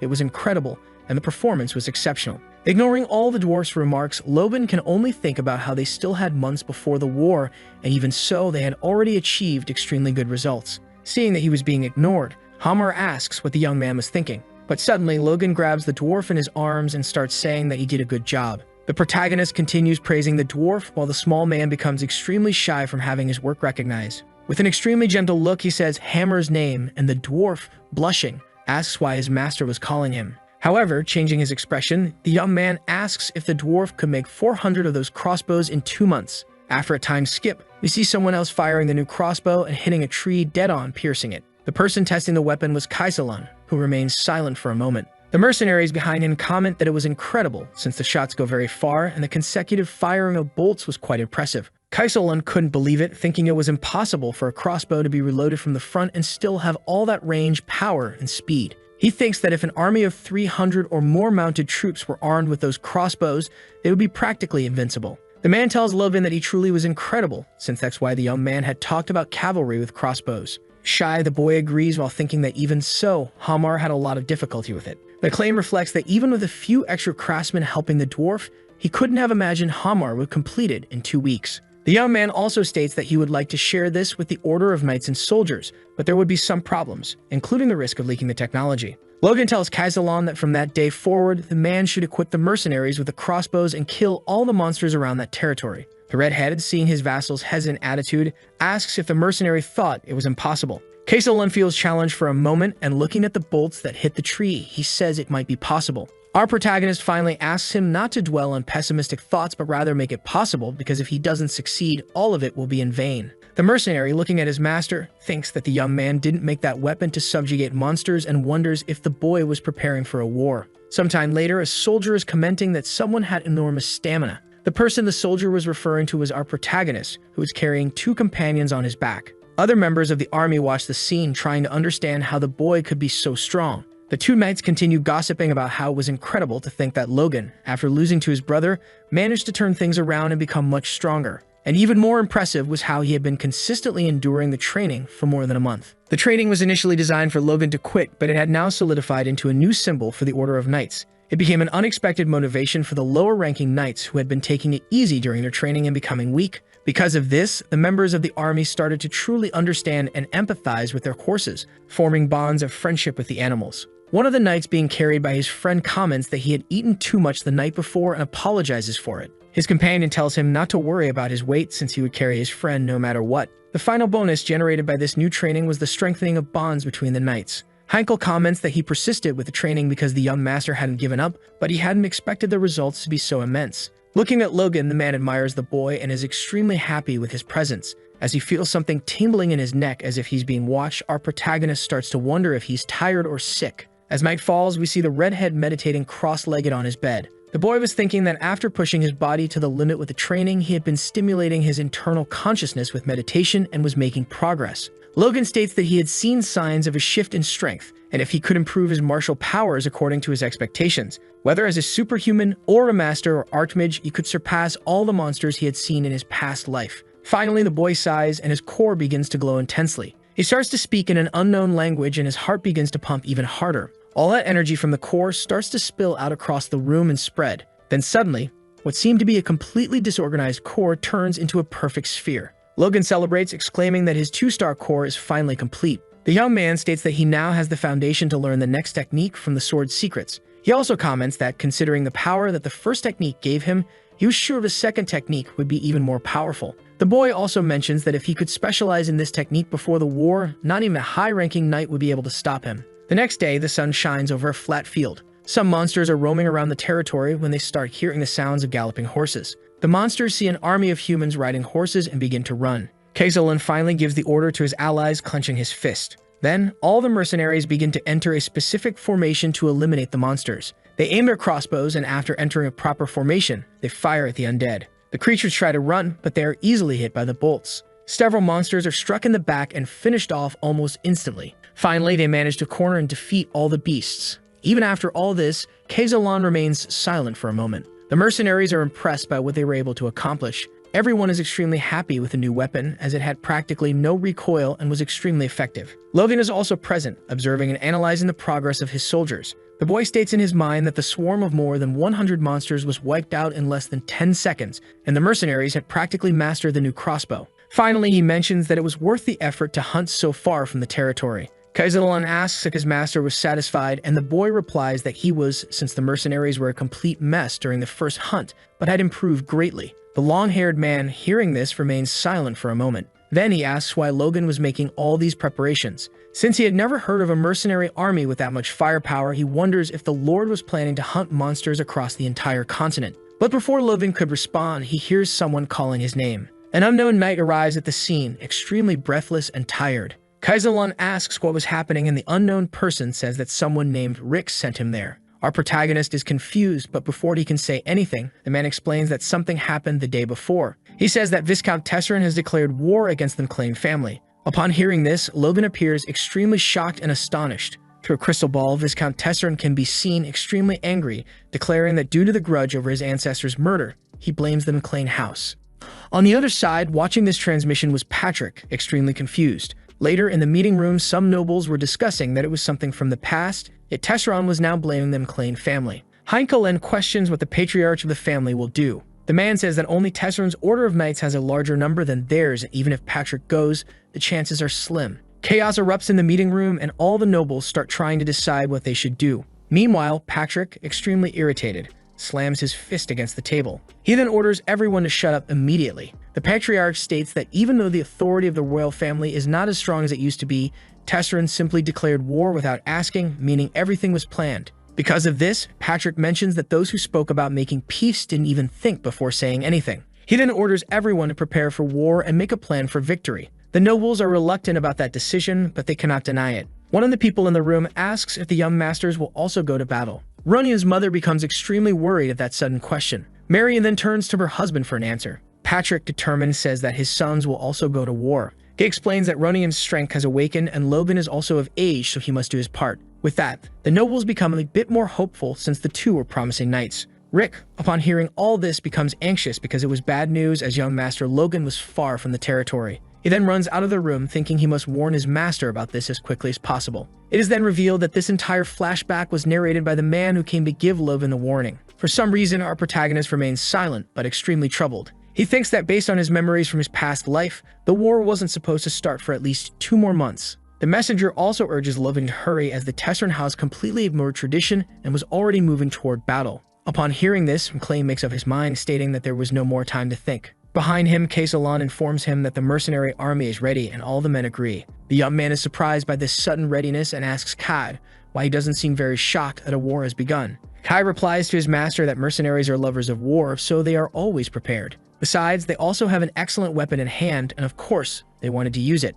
Logan, observing the knights, comments in his mind that those guys seemed very confident. However, that confidence was valid, and finally the boy gives a small smile of relief. He recalls that they had unilaterally massacred a group of monsters, and no matter if a war had started, all they needed to do was win it. Then smiling, the young man states that they had enough combat power at that moment. The McLean house was eager for the unexpected war, and all 314 people trained by Logan were confident of victory. The narrator explains that the war began sooner than the McLeans expected, and the day after the declaration of war, Tesseran's troops appeared. Inside the mansion, a soldier informs Patrick that Tesseran's troops number more than 1,100 regular soldiers, not including the recruits. Hearing this, the McLean patriarch becomes desperate, wondering when Hammond had become so insane. The man thinks that Tesseran wasn't satisfied with just his soldiers and had also called in recruits for the battle. Furious, the man tries to understand why Tesseran was going to such lengths. The soldier who informed him had more to say. He communicates that House Kairos had informed them that they couldn't provide troops, and hearing this, Marion is confused. The woman panics, stating that this wasn't possible and there must be some mistake. The messenger explains that Lord Dwayne himself had been with House Kairos multiple times and there was no mistake. With this, Patrick becomes anxious as he tries to think of a solution. Then he orders his soldier to gather all the men who can bear arms because they will respond with full force. The narrator comments that their trusted allies, the Kairos, had turned their backs on Patrick and cornered. The McLeans gathered as many men as they could to fight. Thus, they gathered only 53 knights, 552 regular troops who had some knowledge of battle, 4,418 recruits, meaning there was a total of 5,000 people for the fight. The McLean army, standing before Tesseran's soldiers, is extremely intimidated since they are not even half the size of their enemy's army. Patrick, who was leading the battle, sighed, worried about what was going to happen. One of the soldiers asked his colleague where the first young master was, and his friend replied that he had left a long time ago and had not yet returned. They also commented that the boy probably wouldn't come back and must have fled after hearing the news about the battle. Logan's brother overheard the conversation and got angry, questioning what his subordinates were talking about. He then affirmed that there was no way his brother would do something like that. Ronian remembered the moment he saw Logan training. He also told the soldiers that the first young master had already anticipated that this war would happen for some reason. In a flashback, Logan can be seen saying that a technique was taught to Ronian and that they would save the family together. However, despite this, all the soldiers ignored him and started spreading the rumor that Logan had fled. Patrick accepted this fate and asked Ronian to take on his brother's role in his place. He also asked his son not to hesitate at any moment, regardless of what happens. McLean thought he didn't want to believe the rumor, but it didn't matter anymore at that moment because they have to win the war. Then with his massive lance, he raised his weapon and ordered his men to attack. The two armies charged toward each other, and a battle ensued. Hammond smiled maliciously, pleased that Patrick had finally drawn his sword. Shortly after, he said that his knights were his swords and commanded his soldiers to now face Patrick McLean. Seeing dozens of soldiers coming at him, Patrick was not afraid and charged forward. A red aura began to envelop his horse and his lance. Patrick thought that he first needed to break through the vanguard, which would give him the advantage. The king then summoned all his strength, preparing to deliver a powerful blow, and immediately afterward he leaped with his horse, striking the shield of one of his enemy's soldiers. However, the patriarch was stunned to see that the soldier, who seemed ordinary, blocked his attack. The soldier, on the other hand, simply smiled maliciously. Elsewhere, Rick was also in the midst of the chaos. Looking around, the young man saw several of his companions being eliminated and others wounded. No matter which direction he looked, Rick saw people begging for help. The man began to tremble, thinking that things were going terribly wrong and that they were losing. Rick stated that they were at such a disadvantage in the war that the McLeans had to send subordinates like him. Suddenly, a blow struck the man's head, causing Rick to fall to the ground. An enemy knight wielding a lance charged to finish off the poor subordinate. However, for some reason, the knight missed, and it was revealed that his chest had been struck by some object. Another soldier from the McLean family saved the man and asked Rick to get up and raise his weapon. The subordinate was overjoyed to see an ally and extended his hand toward him. But in a moment of happiness, drops of ketchup splattered on his face. Suddenly, the soldier who had helped him collapsed to the ground with an arrow in his neck. The subordinate screamed in despair and started running. The only thought in his mind was that he needed to flee to the rear and get as far away from the enemies as possible. However, as he ran, all he could see was the ketchup of his companions splattering on his body. Looking to the side, Rick saw the bodies of his fallen allies and fell into complete despair. The man saw an army of mounted soldiers heading his way and thought that they had even surrounded the McLean rear. And the only conclusion Rick could come to was that everyone would die there. We then returned to the scene where Patrick's fight was taking place. After delivering several attacks and seeing that his opponent was barely injured, the patriarch became even more anxious. The soldier, who was still standing despite his injuries, stated that Patrick definitely lived up to his name, as they had made many preparations and yet were still struggling. Patrick, confused, could only think that this unknown warrior withstood his powerful attacks and still remained standing. He commented that he hadn't expected Tezern to have a high-ranking knight. The man also mentioned that, in addition, the four others surrounding him were at least intermediate-ranked knights. Patrick then asked if these were the people prepared to deal with him. The knight, who had been withstanding his attacks, asked what Patrick thought of their preparations. Seeing that he was completely surrounded, the patriarch lowered his head, but he remembered that if he were blocked there, the order of knights would also be trapped. The man dropped his lance to the ground and immediately drew his sword. Determined, he charged forward on his horse, declaring that he wouldn't let this happen,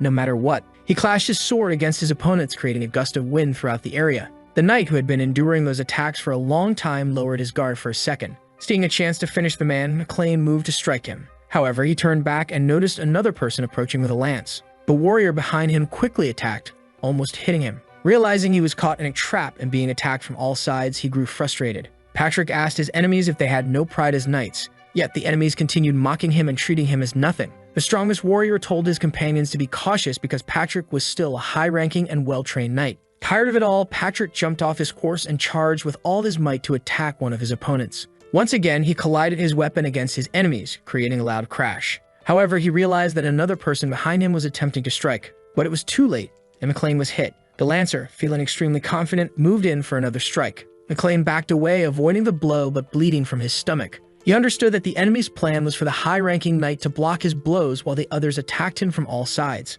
The man also saw that his army's entire vanguard had been overrun, and the situation was dire. Even so, he didn't falter, and while pressing his hand against his wound, he remained ready to fight. In his final thoughts, the man reflected that Logan had done well to flee, as they had no chance of winning. Facing the formation of soldiers, he also hoped that at least his eldest son would continue the family's legacy. Watching everything from a distance was Tezern, who simply observed his enemy's defeat. He thought to himself that it was a wise decision to hire a high-ranking knight. Now all he had to do was destroy Patrick and take over the McLean castle. However, a loud noise echoed, and Hammond was startled. He realized that the noise was the sound of cavalry troops. Suddenly, one of his subordinates came running toward him, frantic. The guard informed the Viscount that a cavalry unit was arriving at the rear, consisting of at least 300 enemies. Hammond, hearing this, was confused because he thought the McLeans no longer had elite troops. However, before he could respond, the knight explained that the most peculiar thing was that they weren't carrying lances. The only weapons they had were small crossbows. Hearing this, the Viscount laughed, as those weapons were only used by hunters.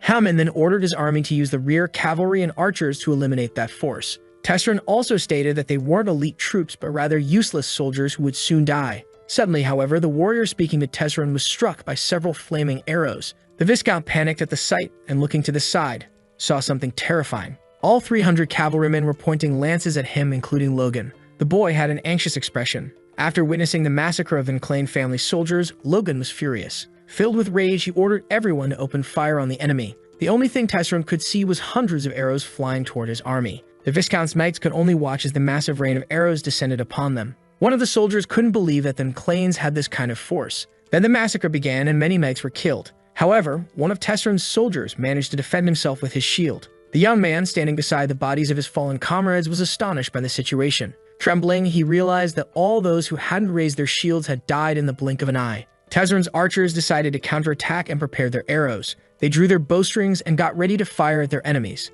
However, after shooting, they all noticed that due to the distance, the arrows didn't reach the Enclane troops. As he looked at his enemies with those strange crossbows, one of the soldiers wondered how the bolts could reach so far. But before he could ponder it further, one of the arrows came straight toward his head. All the archers who had attempted to counterattack were quickly taken down. The Viscount, now worried, began to question how the rear had turned into chaos in just a second. Panicking, he thought that those knights hadn't even used magic. They had only used a few crossbows, and that had been enough to neutralize part of his army. Determined to win the war, Hammond ordered one of his surviving soldiers to bring the cavalry. Soon after, he raised the flag, the symbol of his country, and all the cavalrymen saw it. The knights understood the call and immediately headed toward their lord. A large number of mounted soldiers charged to aid the Viscount. Seeing his reinforcements arrive, Hammond ordered all of his troops to attack the Enclanes immediately. From a distance, our protagonist watched the scene unfold. With a malicious expression, he celebrated that his enemies were walking right into the trap on their own. Elsewhere, amid the war, two swords clash, revealing that our protagonist's brother was in battle.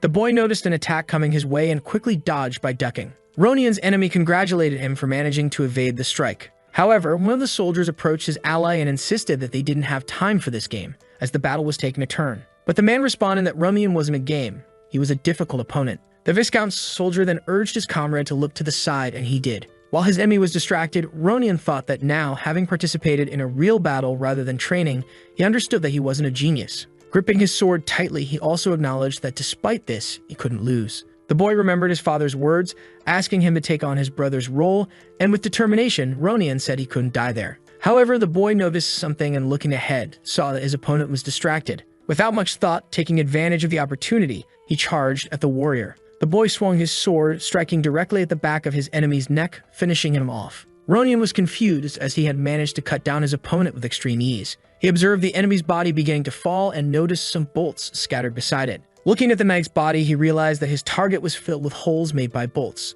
And seeing what lay before him, the boy recognized something that made him happy. Ronian saw his inspiration, his brother, right in front of him. The boy was extremely happy to realize that his brother Logan had not fled the battle and was saving everyone. However, suddenly, several knights from Tesseran's army began riding past the boy. The guard captain ordered his soldiers to attack anyone holding a crossbow. Faced with an army of knights in front of him, Logan thought for a moment. He noticed they were in a shield formation and complimented the strategy. One of the mercenaries then suggested his allies aim at the ground to execute a certain strategy, as the arrows wouldn't penetrate the shields. However, he looked at Logan and saw that the boy was thinking about something. With an extremely malicious and terrible expression, our protagonist ordered his allies to shoot the horses. The mercenaries, sharing that psychopathic expression, readily agreed. After that, they all fired the defenseless enemy horses. As a result, Hammond's knights began to fall violently to the ground. Confident, Logan laughed, thinking that this army had completely failed. Watching his brother, he was glad to have arrived in time to help Ronian. But he still needed to help his father, as he had determined to save his family in this life.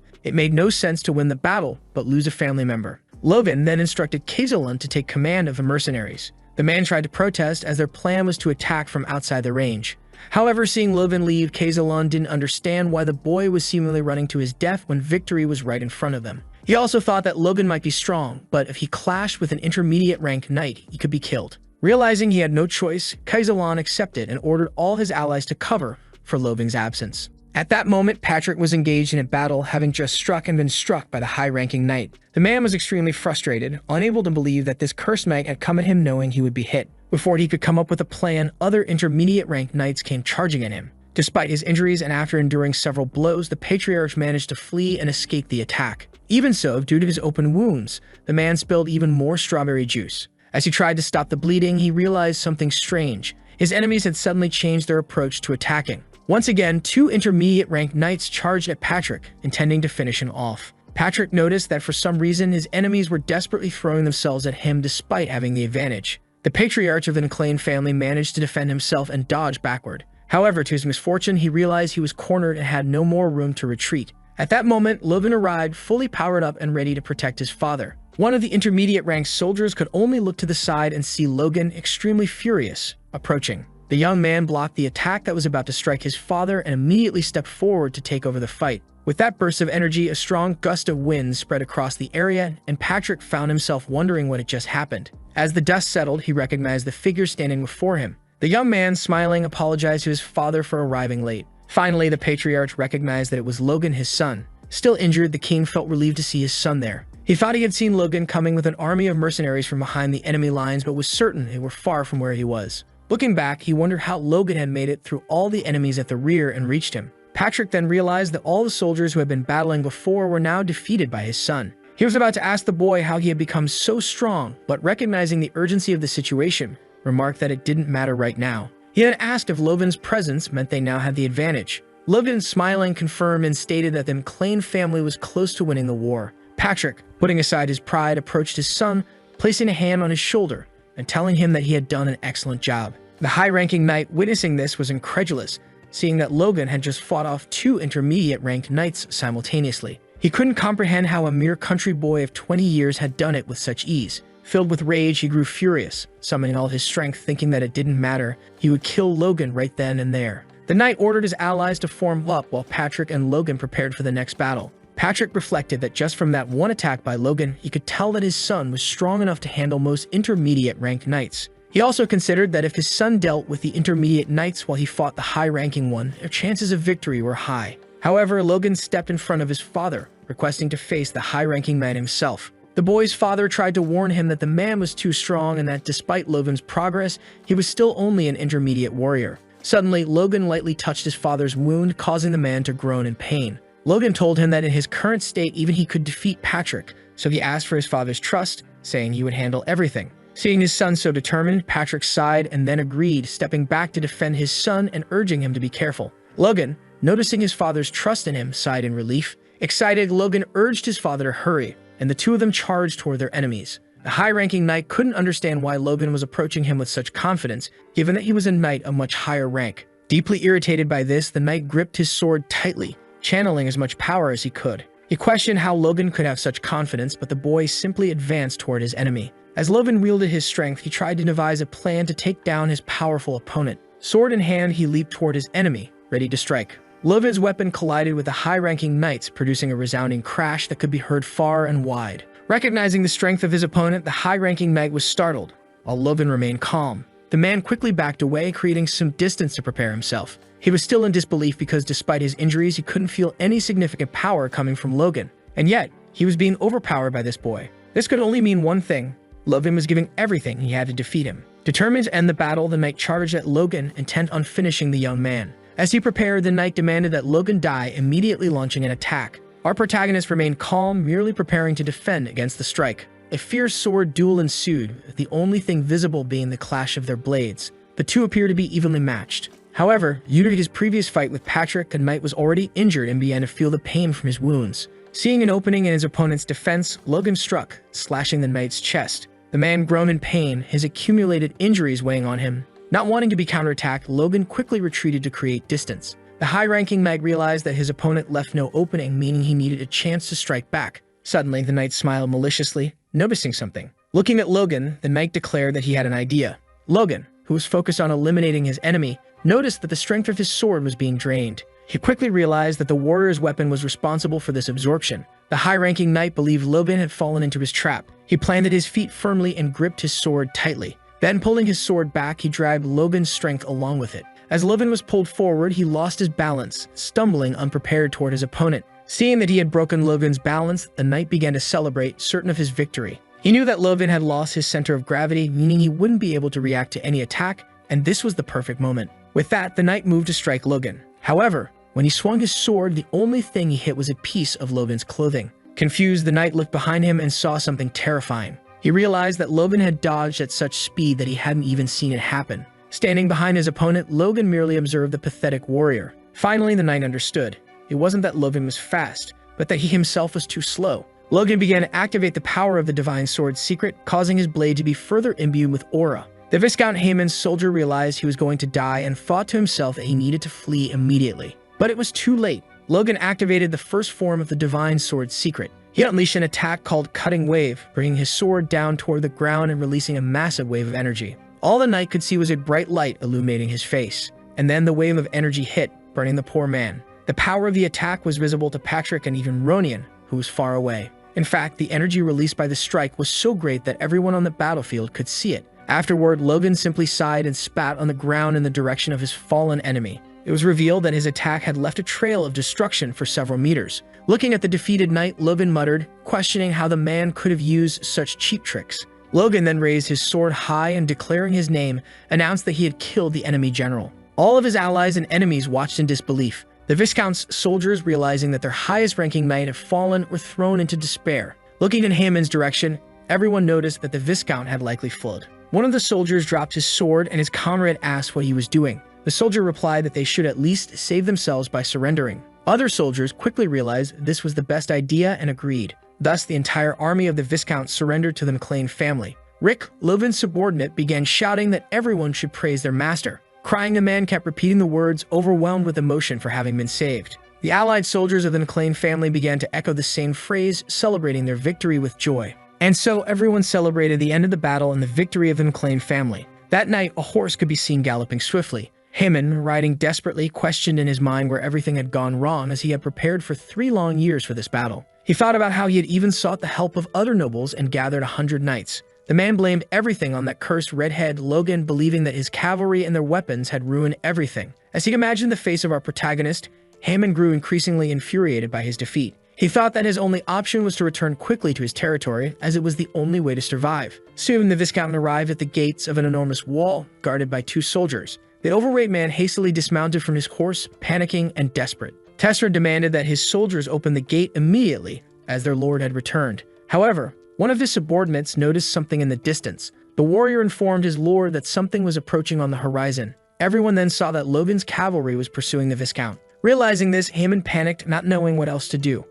Our protagonist dismounted his horse, commenting that the Viscount had been quick to flee. The entire mercenary cavalry stopped in front of the fortress walls. Logan informed the soldiers guarding the wall that Tessera had been defeated. He ordered the warriors to open the gates and receive the new true victor. Some of the archers on top of the wall defending the castle wondered if this was really true. However, the general in command ordered his soldiers not to cower before the enemy's words. Seeing that words alone wouldn't be enough, Logan made a decision and drew his sword. As he heard the enemy's threats, the young man began preparing, using his power. The 2 spearmen standing before the gate wondered what the boy was doing. Suddenly, in the blink of an eye, Logan vanished from sight. The soldier guarding the gate didn't understand what was happening, and when he looked up, he saw something shocking. He saw Logan leaping between the walls, climbing to the top of the fortress. Once there, the young man placed his sword at the general's neck and ordered him to open the gate unless he wanted to die. Inside Tessera's mansion, all the doors were open and an eerie silence spread throughout the place. A butler, a servant of the Viscount, was merely watching his master, who seemed to be frantically doing something. For some reason, Hayman was rummaging through several treasure chests. Desperate, the man thought he should at least take some gold coins with him to live elsewhere. However, he suddenly heard a voice, and Logan declared that he had finally found his opponent. Desperate, Tessera turned around and questioned how the boy had arrived there. Logan explained that Hayman's servants had given him up before he even had to threaten them. With a terrifying expression, the boy remarked that this said a lot about Tessera's reputation as the lord of the fiefdom. The Viscount remained frantic, and the butler, realizing the situation, quickly fled. At that moment, Tessera grew furious, wondering how his servants dared to betray him. Our protagonist began walking toward the man, who continued to plead for his life and surrender. The blonde Viscount offered to compensate the boy with any reparations and would leave according to the conventions of feudal wars, asking only for his life to be spared. However, the redhead merely mocked this and continued advancing toward Hayman. Logan stated that the man had no right to speak of tradition, as he had declared war out of nowhere and surrendered in less than a day. As he approached, McLean looked down at the terrified, desperate Viscount. Speaking him and Tessera's name, the boy asked if the lord had any conscience at all. As a last resort, Hayman claimed that Logan should uphold the nobility's honor, as prisoners captured in feudal wars were spared according to the conventions. Surprisingly, the boy agreed, stating that he would respect the honor and customs of his house and spare the blonde's life, giving him time to gather some of his wealth and leave. Thinking he had been spared, the Viscount thanked him, but Logan responded that he would only say that if he were his father. Logan explained that Patrick was a man of honor, so much so that he would accept his surrender without any conditions. The young man was about to draw his sword, but when he looked to the side, he noticed a beautiful crystal dagger in the treasure chest that Tesserin had been rummaging through. The boy picked up the object and began admiring the beautiful weapon. Haman, desperate, pleaded with Logan to take the dagger, informing him that it was crafted by one of the finest artisans in the world. While examining the weapon, the young man thanked him but declined. Immediately after, Logan suggested that it would be better for the Viscount to take the weapon with him. With a smile on his face, the boy appeared gentle. However, with extreme cruelty, he plunged the dagger into his enemy's chest. Haman groaned in pain, reminding Logan that he had said he would spare his life, but the boy coldly responded that he would have spared him if he were Patrick. As he continued to drive the dagger deeper into his opponent's chest, Logan coldly stated that he was not his father. The only thing the Viscount could mutter was about the honor among nobles, but our protagonist silenced him. Logan asked if Haman knew how many people had died because of his greed. Finally, with a terrifying expression, one that we had never seen before, Logan demanded that the man end his wretched life here and now. With brutal cruelty, the redhead finished off his opponent, giving him no chance to resist. The young man then stood over his enemy's lifeless body. He thought to himself that thankfully the man had died quickly and without much struggle. Logan spent a moment looking at the ketchup-like substance on his hands, reflecting for a brief time. However, closing his fist and placing it over his chest, the young man felt relieved to have finally overcome the crisis. He stood up, acknowledging that he still needed to finalize things there. After that, McLean prepared to shout for everyone in the house to hear. He announced that Viscount Haman Tesserin had taken his own life. After taking care of a few tasks, he thought that should be enough.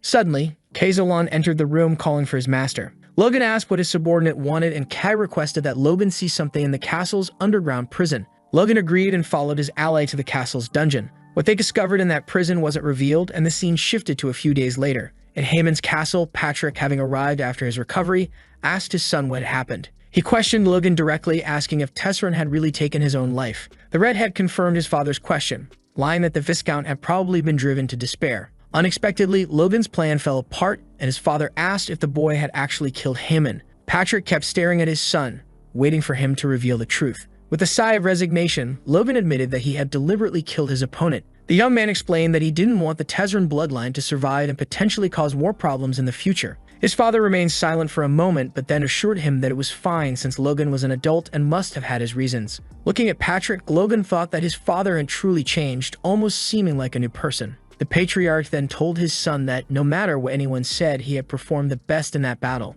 And still filled with pride, Patrick whispered his thanks to Logan. Realizing that his father had completely changed, Logan could only respond with a gentle smile. Immediately afterward, the patriarch of the McLean family turned to his son, declaring that he would make Logan the official heir to their house. Logan seemed extremely flattered, and his father reassured him again that he deserved it. As it seemed Logan was about to accept the offer, for some reason, he apologized and said he had to refuse. Hearing this, his father grew irritated and asked if Logan was truly rejecting the offer to be the successor of the McLean family. Patrick questioned the reason, wondering if Logan was worried about his reputation, and said that if that were the case, his deeds in the battle were enough to change it. Logan explained that this wasn't the reason, but rather that for the McLeans, a family of knights, Ronian was more suited for the position. Patrick remained silent for a moment, listening as his son explained that Ronian had become a force user at only 14, 5 years younger than he had been. Logan also reminded his father that it was impossible to predict what feats Ronian might achieve by the time he reached adulthood. Patrick then countered, saying that even if what Logan said was true, martial skill alone did make someone fit to be a lord. Hearing this, our protagonist thought that such reasoning was based on the common understanding of that era. However, the young man recalled that if Ronian were to earn the title of the youngest force user on the continent, as he had in his previous life, there would be no issue. Logan also thought to himself that there was no benefit in becoming the successor, as he didn't want to waste time training to be the next Baron. Logan responded that as the older brother, he wanted to give his younger brother a chance. For that reason, he hoped Patrick would wait until Ronian reached adulthood before deciding on the successor.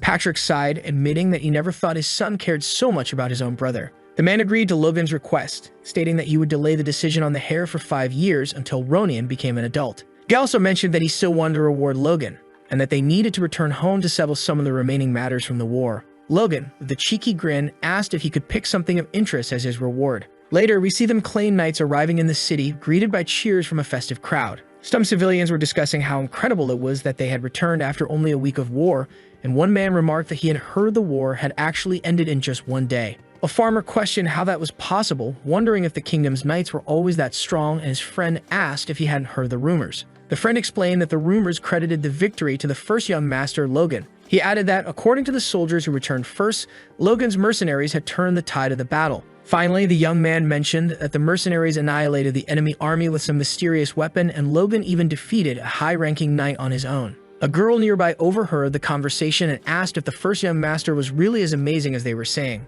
The civilians began to speculate that Logan must have had a reason for purchasing all those monsters in the past. With a great sense of pride, the four farmers looked in Logan's direction, stating that prodigies were truly on another level. Listening to all of this was our protagonist, who felt extremely uncomfortable and embarrassed. Behind him, his brother Ronian asked how Logan felt now that everyone was praising him. Logan replied that it was all making him blush. Ronian suggested that since everyone was happy to see him, Logan should at least give them a smile. Logan, considering the idea, wondered if that was really the right thing to do. But seeing all the people looking at him with pride despite his embarrassment, he couldn't resist. Logan gave a completely awkward smile and made a thumbs-up gesture to the crowd. Those who had previously looked at Logan with pride were now visibly shocked. Ronian asked what kind of smile that was, pointing out that everyone was now scared of Logan. Patrick, observing his son, smiled gently at him. He then announced to the crowd that everyone should welcome the great champion of the war. The crowd erupted in cheers, chanting the name of young master Logan. Later, in the McLean family's castle, things had quieted down.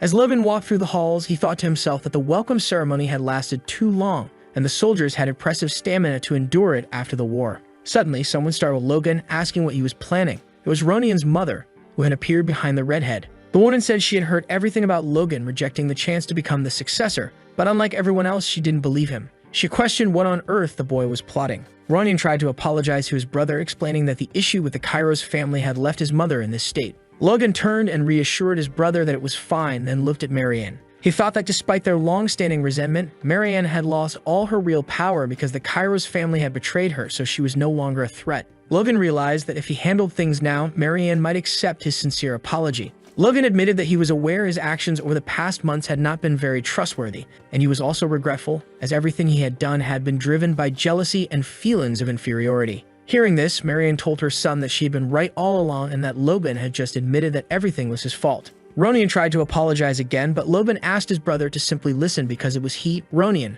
who truly deserved the apology. Ronian was utterly confused and asked what his brother was talking about. Logan explained that he had been apologizing since he returned, but never explained why. He admitted that the regrets and cowardly nature he had built up over the years were not easy to overcome, which is why it took him so long to apologize. Logan stated that Ronian probably already knew, but he wanted to say it himself, and with extreme honesty, he admitted that for the past few years he had hated his own brother. Hearing this, Ronian felt like the ground beneath him had crumbled, leaving him completely in shock. He said nothing, and even Marianne couldn't find words. Our protagonist continued, confessing that he had masked his own incompetence by hating his brother, but now he genuinely regretted those pathetic years of his life. So he wanted to officially apologize to his brother. Putting aside all his pride, Logan finally said, "I'm sorry." For some reason, Ronian remained silent, looking at him with a hint of disdain. Logan thought that his good deeds wouldn't erase the bad ones and realized how naive he had been. However, with a glimmer of hope in his eyes, Ronian said it was all right. Logan, still in shock, listened as his brother explained that he had always believed that if he remained kind to Logan,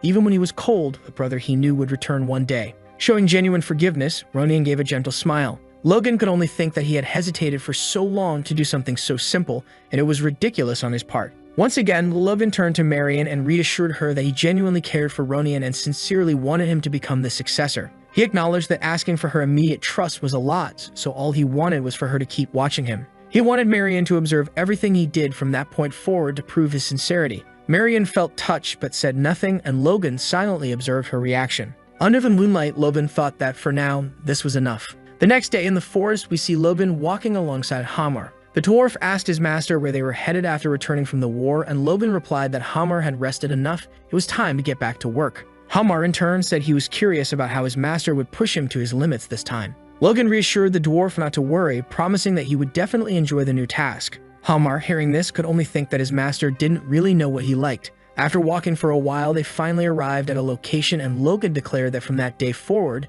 they would develop the mountain. Hamar, looking at the enormous mountain, was impressed. We then flash back to the moment when Logan was making a request to his father, asking to develop a mountain. Patrick questioned if Logan was referring to the mountain near the border with Tesserin, and Logan confirmed it. Patrick pointed out that, although it was called a mountain, it was a desolate place with nothing around it. He wondered why his son wanted it. Logan simply responded that he had no specific reason, but he imagined there might be some mineral buried in that barren land. The narrator explains that the reason for Tesseron's war was revealed a year after the battle. Tesseron had begun exporting gold from a hill in the unclaimed territory that they had seized. The gold from this mine alone made Tesseron much more influential, but this ended when, in the future, Ronian massacred the Tesseron family in revenge. A little earlier, during the conversation between Patrick and Logan, we see Kaisolun walking through the underground prison of Tesseron's fortress with his master. The mercenary informed Logan that there were some peculiar things his master should take a look at. Logan inspected his cell and noticed something surprising. Suddenly, an elderly man who was in prison there shouted that they hadn't done anything wrong. The man claimed that they had only brought the gold from the mine as they had been contracted to do,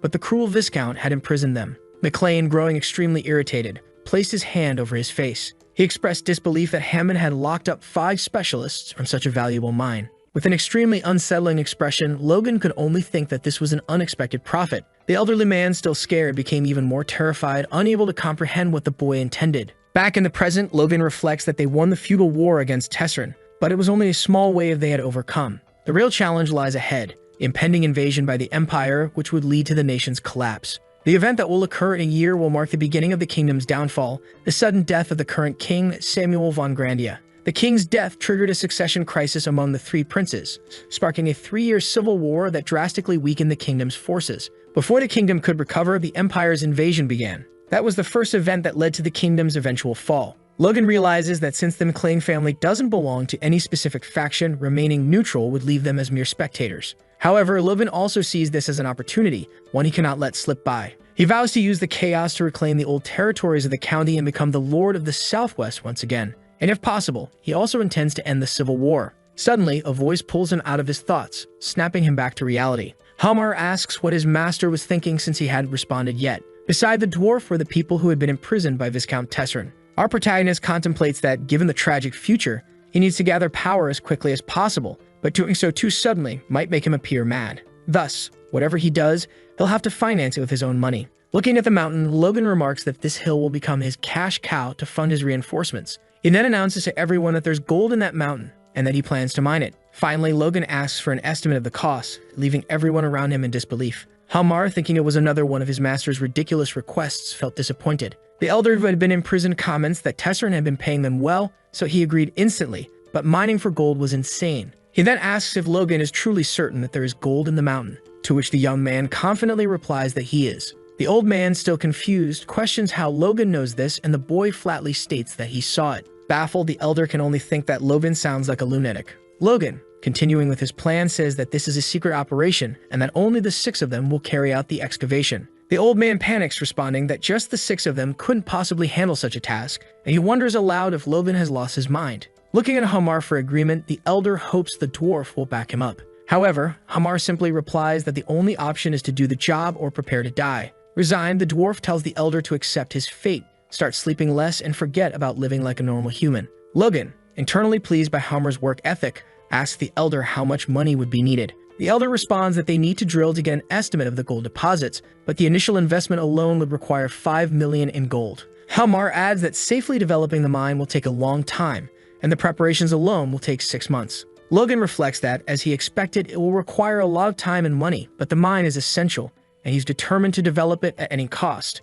He starts thinking that if he could sell the monster meat, it would accelerate the process greatly, but the neutralizing effects won't be ready for another 6 months. Disheartened, he laments that he could invest in the mine if only he could sell the meat. Suddenly, an idea strikes him. He doesn't need to wait. By leveraging the meat's toxic properties, he could turn it into medicine right away. Logan comments that he used neutralizing agents many times as a mercenary, so he could make them too. If this plan works, it would be revolutionary. A week later, in South Village of McLean, someone announces that something is ready. Rip points to the barrels and says that the dubious medicine is prepared and ground up, while Logan inspects them. Logan corrects Rick, telling him to stop calling it dubious and refer to it as a neutralizing agent instead. Logan then asks where the monster meat is, and his vassal replies that it's stored in the village warehouse, just as his master had requested. Logan, seeing that his plan had worked perfectly, thought to himself that everything was a success, and he was very pleased. He asked Dwayne to give him his hand, and though still panting, Dwayne complied. Dwayne knelt before Logan and with an emotional expression bowed deeply to his young master. Our protagonist, looking down at his subordinate with confidence,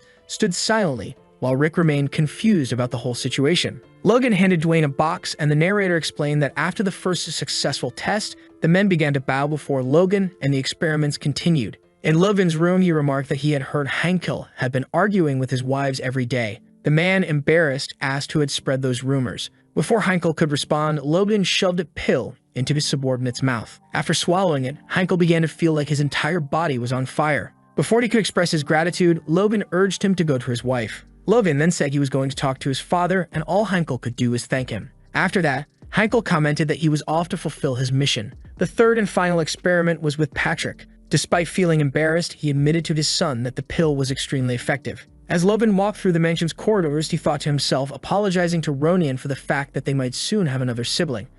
At that moment, Rick caught up to Logan. Rick questioned why his master hadn't asked him to test the pill, considering that he had been the one doing most of the hard work. Logan looked Rick up and down and remained silent for a moment. Then, without a word, Logan left the room, leaving Rick confused about what he had meant. With a cruel tone, Logan remarked that it wasn't like Rick had anyone to use it with. Rick, frustrated, demanded to know what Logan was implying, but Logan dismissed him, telling him not to follow as he stank. In a crystal ball, someone was speaking, saying that they understood everything, and that if the remedy was as effective as claimed, there would definitely be high demand. However, they wanted to know the price, and it was revealed that Logan was speaking with this person. Logan responded that it would cost 100 gold for one pill and 1,000 for a kit. The person Logan was speaking to was Philip, and he noted that the nobles of the capital wouldn't swallow such a product easily. Logan acknowledged that it would be a hard sell, but he was confident in what he was offering. He recalled that in his past life, this product had sold very well. Logan told Philip that if they released it in limited quantities, it would sell at an even higher price, and Philip agreed.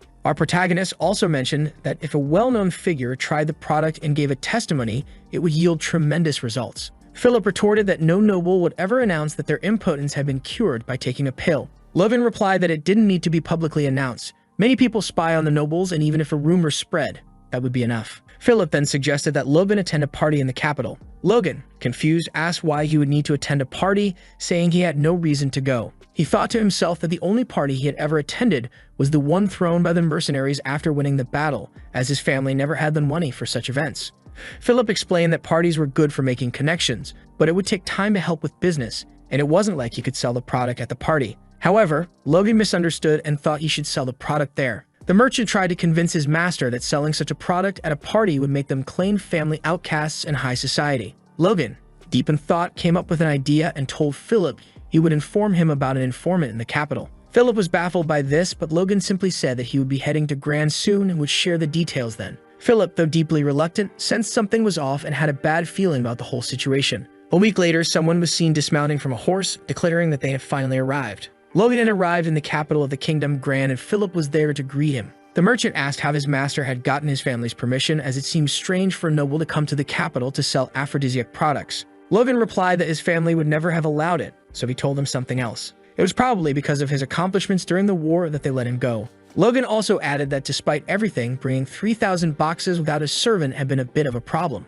Logan reflected on how easily his father had let him travel to the capital, much more easily than he had expected. Philip reminded him that the first time they met, Logan hadn't had any servants either and questioned whether it was appropriate for a noble to travel alone. Logan replied that having a servant would only make it harder to move around freely, and besides, Rick had his own work to do. He thought to himself that he had already given Rick a massive task to handle, and his subordinate had enough problems as it was. Thinking about Rick, Logan began to reflect on memories from his past life. He recalled how, in both his previous life and this one, Rick had done everything for him. No matter what happened, Rick was always by his side. Though he didn't say it aloud, Logan in his heart felt a deep sense of gratitude toward his loyal subordinate. Returning to the present, Logan declared to Philip that he had made a decision. To honor all the hard work Rick had put into developing the pills, they would call the product Impo-Rick. Philip, hearing this, couldn't help but mutter that Logan truly was a lunatic.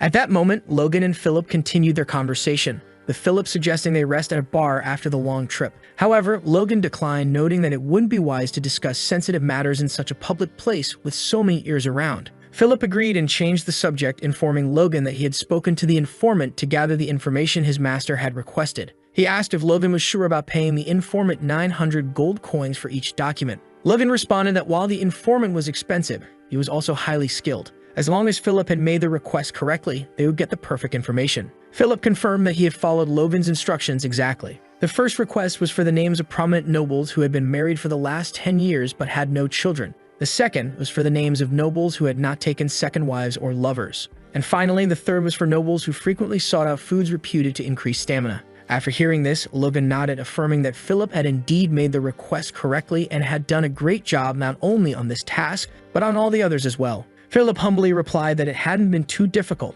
and that the real crisis had been when he heard about the war. He was relieved when the battle ended. Cutting the tension, Philip joked that he had been more worried about the situation because if Logan had died, he would have been stuck dealing with that huge pile of monster meat. Irritated, Logan tossed a piece of paper at Philip's face and told him to read it. Logan then asked which name on the list Philip thought would make the best first client for their product. Philip began analyzing all the options carefully before pointing to a specific name, declaring it the best choice. Logan, stepping closer and seeing the name Philip had chosen, was impressed as he recognized the man. In a grand ballroom, several nobles were celebrating lavishly. A blonde nobleman was surrounded by women, chatting with all of them. Logan entered the room and called out to the blonde man, addressing him as Count Davis. For some reason, the Count seemed confused upon seeing who had called his name. Logan introduced himself as the eldest son of the McLean family from the southwestern region. Seeing Logan's unusual clothing, the Count struggled to suppress a laugh and welcomed Logan. In his mind, Fallon Davis thought the redhead was incredibly tacky, while Logan merely thought that he had worn the clothes Philip recommended.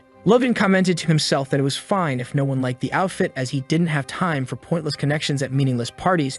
His only target was Count Davis. The narrator explained that Fallon Davis, despite being an important figure in the kingdom's treasury and having been married for 20 years, was a man whose marriage had produced no children. Logan was shocked when Philip had pointed to the Count's name on the list, as in his past life, Davis had become quite infamous. Davis was the Count who had taken his own life after a dispute with his wife. The tragic event occurred due to an incident between the two, culminating in a public argument. During a party, his wife had dropped a bombshell, claiming that Davis was impotent, causing everyone at the event to focus on him. The humiliation from that moment had driven Davis to the brink, and eventually to his death by his own hand. Logan also reflected on how Fallon Davis' reputation had been so important to him that it had driven him to take his own life. The man was a perfect first client for Logan's business venture. After gathering his thoughts, Logan returned to the present and informed the Count that he had come to the capital for business, and upon hearing that Davis would be present at the party, wanted to greet him. Fallon responded that Gran already had everything they could possibly need, but he conceded that since Logan was from the outskirts, there might be some fascinating products from there that weren't available in the capital.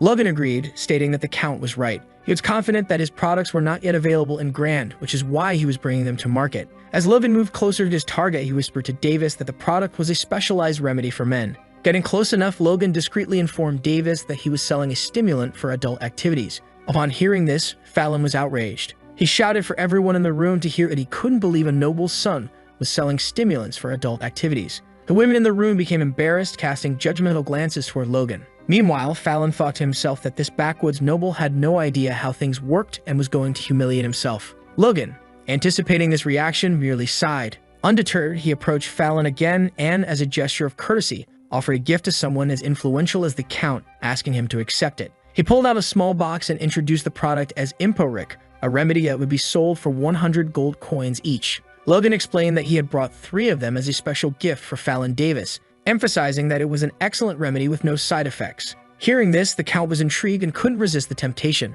A few days later, the bell of a shop rang. A man with white hair introduced himself, stating that his lord had sent him to retrieve more of the Imporic remedy. Logan was pleased that Count Davis had sent someone and introduced himself to the man. After the transaction, Philip thanked the man for the purchase and they left. Philip returned inside and remarked that earning 10,000 gold for 10 boxes wasn't a bad start for their first sales. However, Logan replied that they needed to earn more than that, as the rent for their small shop alone cost 10,000 gold. Philip argued that having a storefront was strategically important because people gathering in front of the shop created more impact. Logan agreed, but then mentioned that he was heading to another party. Claude, irritated, pointed out that Logan had been attending parties nearly every day since arriving in Grand. Logan explained that having Count Davis as their first client wasn't enough. With a smile, he remarked that he needed to spread the word to as many people on their list as possible. A week later, the same servant who had previously visited the shop was on his way there again. The old man mused that he couldn't believe the Count had asked him to buy more of the remedy, given that no healthy food had ever worked for him in the past. As he approached the shop, the servant noticed a line of people waiting for the store to open. He was puzzled as to why the line was so long and realized he recognized some of the people in line. Among them were the chamberlain of Viscount Talon and the servant of Count Hamel. Trying to hide, the servant thought that such a scene could create unnecessary rumors, so he planned to buy the remedy quickly and leave. However, Philip stepped out of the shop and apologized to the waiting customers. He explained that, unfortunately, they didn't have any stock ready for that day. The waiting customers were shocked.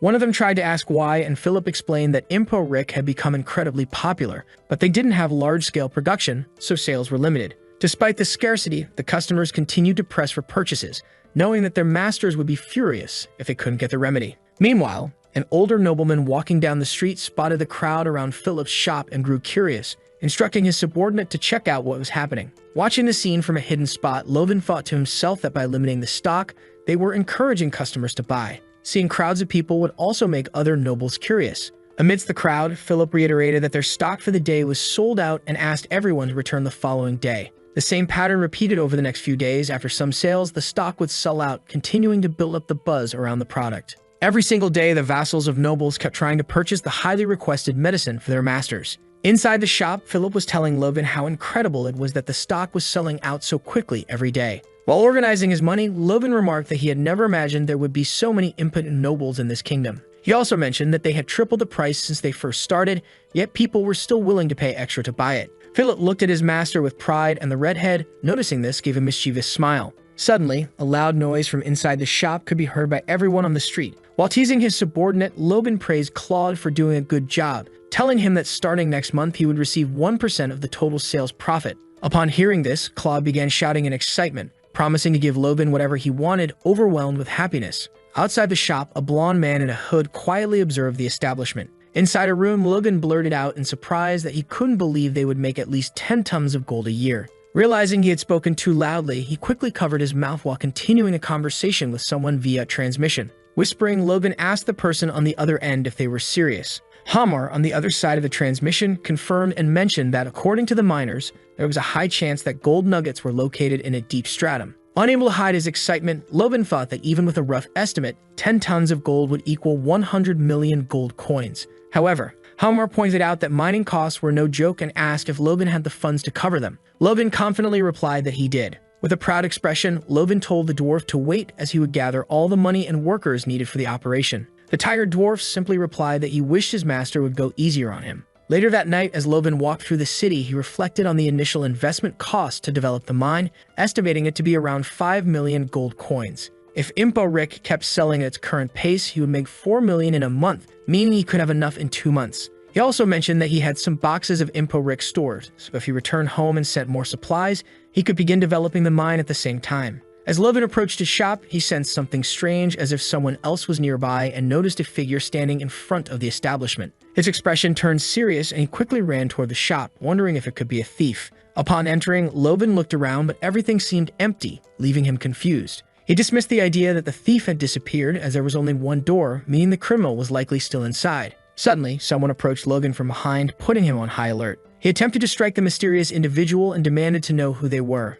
However, as Logan attacked in the direction where he thought the thief was, he realized the person was no longer there. Logan was baffled, as he was certain someone had been there, which deeply unsettled him. Suddenly, an overwhelming pressure fell upon his shoulders, leaving him in shock. Turning around, Logan saw a mysterious hooded figure standing on the roof. Wasting no time, Logan leaped toward the figure to attack them. As he advanced, he prepared to stab the supposed criminal with his sword. However, the hooded figure easily dodged the attack. The silent figure continued to watch Logan from the rooftop. Logan asked the intruder for their names, seeking answers, but the mysterious figure remained silent. In the blink of an eye, the figure disappeared before Logan's eyes. Frightened, Logan realized there was no longer any trace of the thief anywhere, yet he was certain someone had been standing in front of him. He then noticed something strange in his hand that hadn't been there before, further confusing him. The next day, Philip asked his master if the thief who could use aura had really infiltrated the shop. The man replied that he was only speculating, but the mysterious person who appeared was at least an advanced force user. Logan also noted that it wasn't just someone of a high rank. This being was on a completely different level. Philip was utterly confused, as it didn't make sense for an aura user to commit a petty theft. After all, aura alone was enough to elevate a slave to a noble. Philip then asked Logan what the person had stolen, and Logan answered exactly what Philip was thinking. Logan pulled out a box and explained that this thief had only stolen 2 Impo Rick pills. Claude, hearing this, became even more puzzled. This thief clearly wasn't after money, meaning they must have taken the pills for personal use. Perplexed, Philip asked if there were impotent people among aura users, which for some reason shocked Logan. Logan asked if there were any aura users on the list of names they had, and Claude replied that there weren't, as the informant demanded a higher fee to provide that information. However, after thinking for a moment, Claude remembered that there was indeed an aura user in the capital who had no descendants. Outside, a nobleman was seen walking through the streets, quietly observing two children running by. For some reason, the man simply stared at the small children, remaining silent. Beside him, a woman asked what he was looking at, startling him. He replied that he was just enjoying the view, beginning to sweat. The woman, hearing his explanation, stayed quiet for a moment before commenting that her husband was looking at the children again. The man insisted that he was merely appreciating the scenery and that she shouldn't dwell on useless thoughts. However, for some reason, the woman began to cry. As he embraced her, he gently suggested they return home. The woman, while holding on to her husband, said that she was very happy to have met him. The blonde man responded that he too was very happy to have met her, hugging her tightly. At that moment, the narrator explained that this man was none other than the kingdom's best swordsman, Felix Esperanza. The deep sadness and regret in his heart began with an unjust injury he had suffered in his youth. It had been struck in his intimate parts during a fight. It had been an honorable injury for a knight sustained on the defense line. As a young man, he hadn't thought much of it, but in the future, it would be different. As he became lost in his thoughts, Felix reflected that holding the title of Duke and being known as the strongest in the nation was meaningless because he didn't have a child to inherit his legacy. In a flashback, Felix was shown talking with his beloved. She gently held his hand, expressing how much agony he must be in. She also said that if Felix allowed it, she wanted to stand by his side. Looking at the woman in tears, Esperanza thought about how he wished there was some way he could repay her for all the love she had showered upon him. Sometime later, while walking, one of his vassals told Felix that the family meeting was approaching and asked if he wasn't going to hurry. Felix responded that there was no point in rushing, as all that awaited him was more pressure to produce an heir. The vassal, speaking cautiously, mentioned that there had been talk recently about a highly effective remedy circulating in the capital. Skeptical, Felix asked if it was true, and his vassal replied that it was said to cure even physical injuries. Felix laughed, but the subordinate explained that many people were claiming it had great effects. Deeply embarrassed, Felix thought to himself that he had already tried it. He was the one who had stolen those pills. He also affirmed that despite his wife's tears, he didn't believe he had committed a crime by attempting to fix things. And yet, even after taking the remedy, nothing had happened. Felix then told Louis that they should take those rumors with a grain of salt, to which the vassal apologized. Filled with deep sadness, Felix muttered to himself that it was just another false rumor, and that the remedy couldn't possibly cure something even Aura couldn't fix. In the end, with profound sorrow, Felix concluded that he should simply give up. In front of the gate where Felix stood, a guard explained that he had already informed Logan that it wasn't possible to meet with the master of the house without a prior appointment. Logan replied that this was why he only asked the guard to tell Felix his name. Logan, with a confident expression, affirmed that Felix would definitely want to meet him as soon as he heard his name. A little earlier, Claude had questioned whether Logan was really going to confront the master swordsman personally. When Logan confirmed, Claude protested, saying that he couldn't just approach one of the most important figures in the kingdom and accuse him of theft. He added that Logan must be going mad. Philip agreed, stating that Logan was just asking for trouble, and suggested that he should simply pretend not to know anything, as if things went wrong, they would be in serious trouble. Back in the present, Logan sat in a chair inside a mansion, thinking that while Philip was right, this was an opportunity he couldn't afford to miss. Suddenly, a door opened and a butler welcomed Logan into the room. He was then invited to follow the butler inside. As Logan walked slowly toward his target, he saw Felix standing with his back turned. Logan thought to himself that this was one of the most powerful individuals in the nation,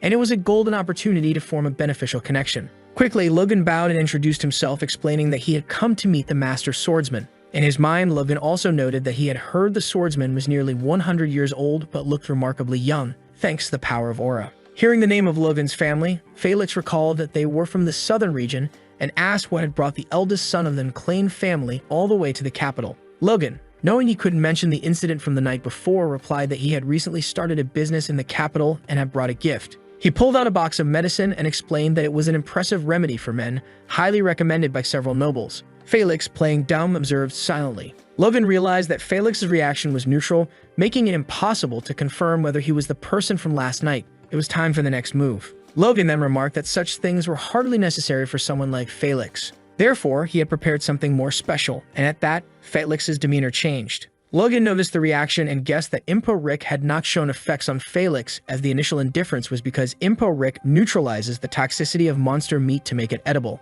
However, that toxicity had no effect on the body of a superhuman like Felix. By collecting and concentrating the poison in the meat, Logan had made an extremely potent version, a special limited edition of Impo Rick designed specifically for the swordsman. Felix remained silent while Logan thought to himself that though it contained the concentrated effects of 50 Impo Rick pills in one, he was confident in its efficacy based on personal experience. Logan offered the pill to Felix, suggesting that if he tried it and was satisfied, he could contact Logan personally, as he was willing to supply as much as Felix needed. However, Logan emphasized that it would have to remain strictly confidential. Felix took the box and thought about it for a moment. The next day, Felix, with a surprisingly pleasant expression, asked Logan what he desired, stating that if it were within his power, he would grant it. Internally, Logan was celebrating, but outwardly, he feigned innocence and asked what the swordsman meant. In his mind, Logan reflected that aura users mastered both life and body energy, and Felix had likely sensed the true potency of the remedy. Meanwhile, Felix was thinking that if the effects of the remedy accumulated, 30 doses could potentially regenerate what he had lost, resolving his deep regret.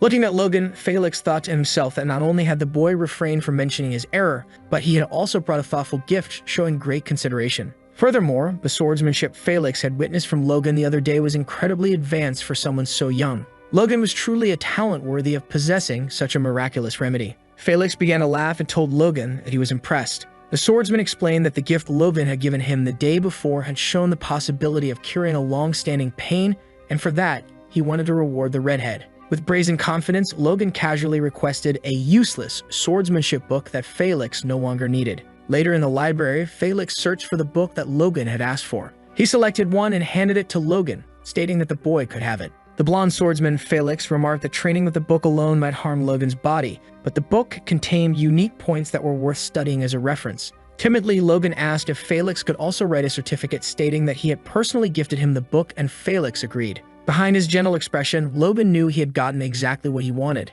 He mused to himself that receiving only a swordsmanship book from the master swordsman was a bit disappointing, but his real objective lay elsewhere. Suddenly, Felix offered to personally teach Logan some sword techniques. Logan was taken aback, but Felix explained that he understood Logan was modest and didn't desire much, yet a low-grade swordsmanship book didn't seem enough. Logan thought to himself that even though he had the secret of the divine sword, there was no reason to refuse such an offer, so he quickly accepted. In the training grounds, Felix told Logan that one of the joys of being older was nurturing the talent of a promising youth. As Felix drew his sword, he warned Logan to stay focused because he wasn't a merciful teacher. Logan readied himself for battle, placing his hand on his sword. However, Felix's overwhelming presence made Logan feel as though a heavy weight was pressing down on him. The master swordsman commanded Logan to draw his weapon. Logan struggled, feeling completely unbalanced under the crushing aura that was weighing down his entire body. He admitted to himself that he could hardly even hold a sword in that state and realized this was the power of aura. Confused, Logan wondered if all aura users were capable of this, as it seemed to bind the body with sheer presence.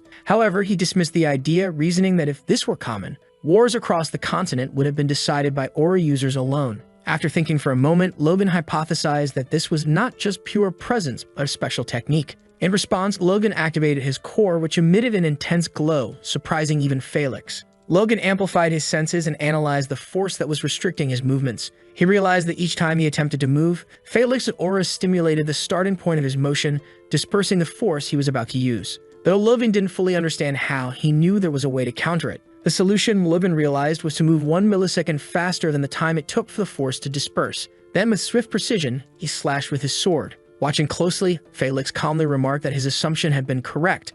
Logan truly had talent. Sweating from the effort, Logan wiped his brow. Felix then planted his sword in the ground and instructed Logan to pay close attention. Suddenly, Felix concentrated a red energy at the tip of his blade. With that movement, Logan noticed that the force restricting him was converging at the tip of the sword. Feeling the intense power, Logan guessed that this was the aura blade. But then, realizing the sheer magnitude of the force, he corrected himself. This wasn't just an aura blade. As Felix charged his next attack, he asked Logan to withstand it. All Logan could do was stare at the massive, powerful technique in front of him. Realizing what was coming, Logan understood that this was the gravity sword technique. As the attack approached slowly, Logan found himself unable to move, restrained by an invisible force. The energy from Felix's sword disturbed Logan's senses, penetrating his body, while the red blade intensified its momentum. Logan questioned what he could do, even though he now understood the principle behind the technique. Then an answer came to him. His aura was neutralizing the momentum of Felix's sword. Logan shifted his focus to the gravity sword and instinctively knew that the attack was inevitable. In response, Logan expanded his own aura, causing everything around him to glow. Felix observed this, realizing that Logan was using his aura to counter the gravity sword. As Felix prepared to unleash the full force of his attack, he advanced mercilessly toward Logan with quick footwork. Logan tried to shield himself using his aura, creating an invisible protective barrier. Finally, Felix, the kingdom's greatest swordsman, executed his attack, launching Logan across the room. Logan was thrown violently, his back crashing into the wall as Felix watched him intently from a distance. Struggling to get back on his feet, Logan trembled from the impact of Felix's powerful strike. Almost fainting, Logan began to reflect on the gravity sword technique and started to understand its mechanics better. However, Felix, dismissing Logan's hopes, told him that it wasn't something he could simply copy and execute. Despite that, Logan insisted that he might be able to replicate it, having witnessed the attack up close. Moments later, Logan collapsed on the ground, and seeing this, Esperanza apologized, admitting that he had unknowingly used too much strength in the strike. He also remarked that Logan was truly exceptional to have withstood such a blow. As he observed the unconscious Logan, Felix commented that watching his progress would be interesting. Sometime later, Felix's butler asked Logan if he was already leaving. The elderly butler conveyed that Esperanza had mentioned Logan could stay and rest comfortably until fully recovered. However, Logan replied that he was fine thanks to the potion he received from the Duke. The butler understood and escorted Logan to the main gate. As Logan departed, the butler wished him well on his journey, and Logan thanked him for the assistance. Once out of sight, Logan began running, his tough exterior fading away. It became clear that he was still in a lot of pain. He muttered to himself that he couldn't afford to waste the expensive potion from the Duke on mere injuries of this level. Logan added that thanks to the evolution of his aura, he could heal himself to a certain extent, though it was difficult to fully recover from the sword wound alone. Nevertheless, the potion he had received was incredible. As he inspected the vial, Logan noticed there was a note attached. The note contained the coordinates of the Duke's communication officer in case Logan needed to contact him. With a devious grin, Logan remarked that he hadn't expected Felix to treat him so well. It felt almost like he was being regarded as a true disciple, and Logan knew this connection would be of great value in the future. Suddenly, Philip startled Logan by calling out to him. Surprised to see his subordinate, Logan asked what Philip wanted, and the young man explained he had been waiting for him. Desperate, Claude asked if Logan had offended the master swordsman. Logan reassured him that everything was fine, and that he had even learned swordsmanship from Felix. However, in the middle of his explanation, Logan coughed out a bit of ketchup, alarming Philip. After a brief conversation, Logan finally recounted everything that had transpired inside the mansion. A week later, a sign appeared on Logan's shop, indicating that all of the Impo-Rick pills prepared for that day had sold out. Inside, Logan announced that the total revenue from the sales was around 4,100,000 gold coins. Philip confidently remarked that if sales continued like this, they could easily reach over 4.5 million gold coins per month. Both of them share the expressions of businessmen eager to squeeze every last bit of profit from their customers. Suddenly, a loud cheer echoed from the shop, audible throughout the city. Logan teasingly asked Philip if he was still happy, even without a performance bonus. Kneeling, Philip pleaded for his master not to disturb his imagination.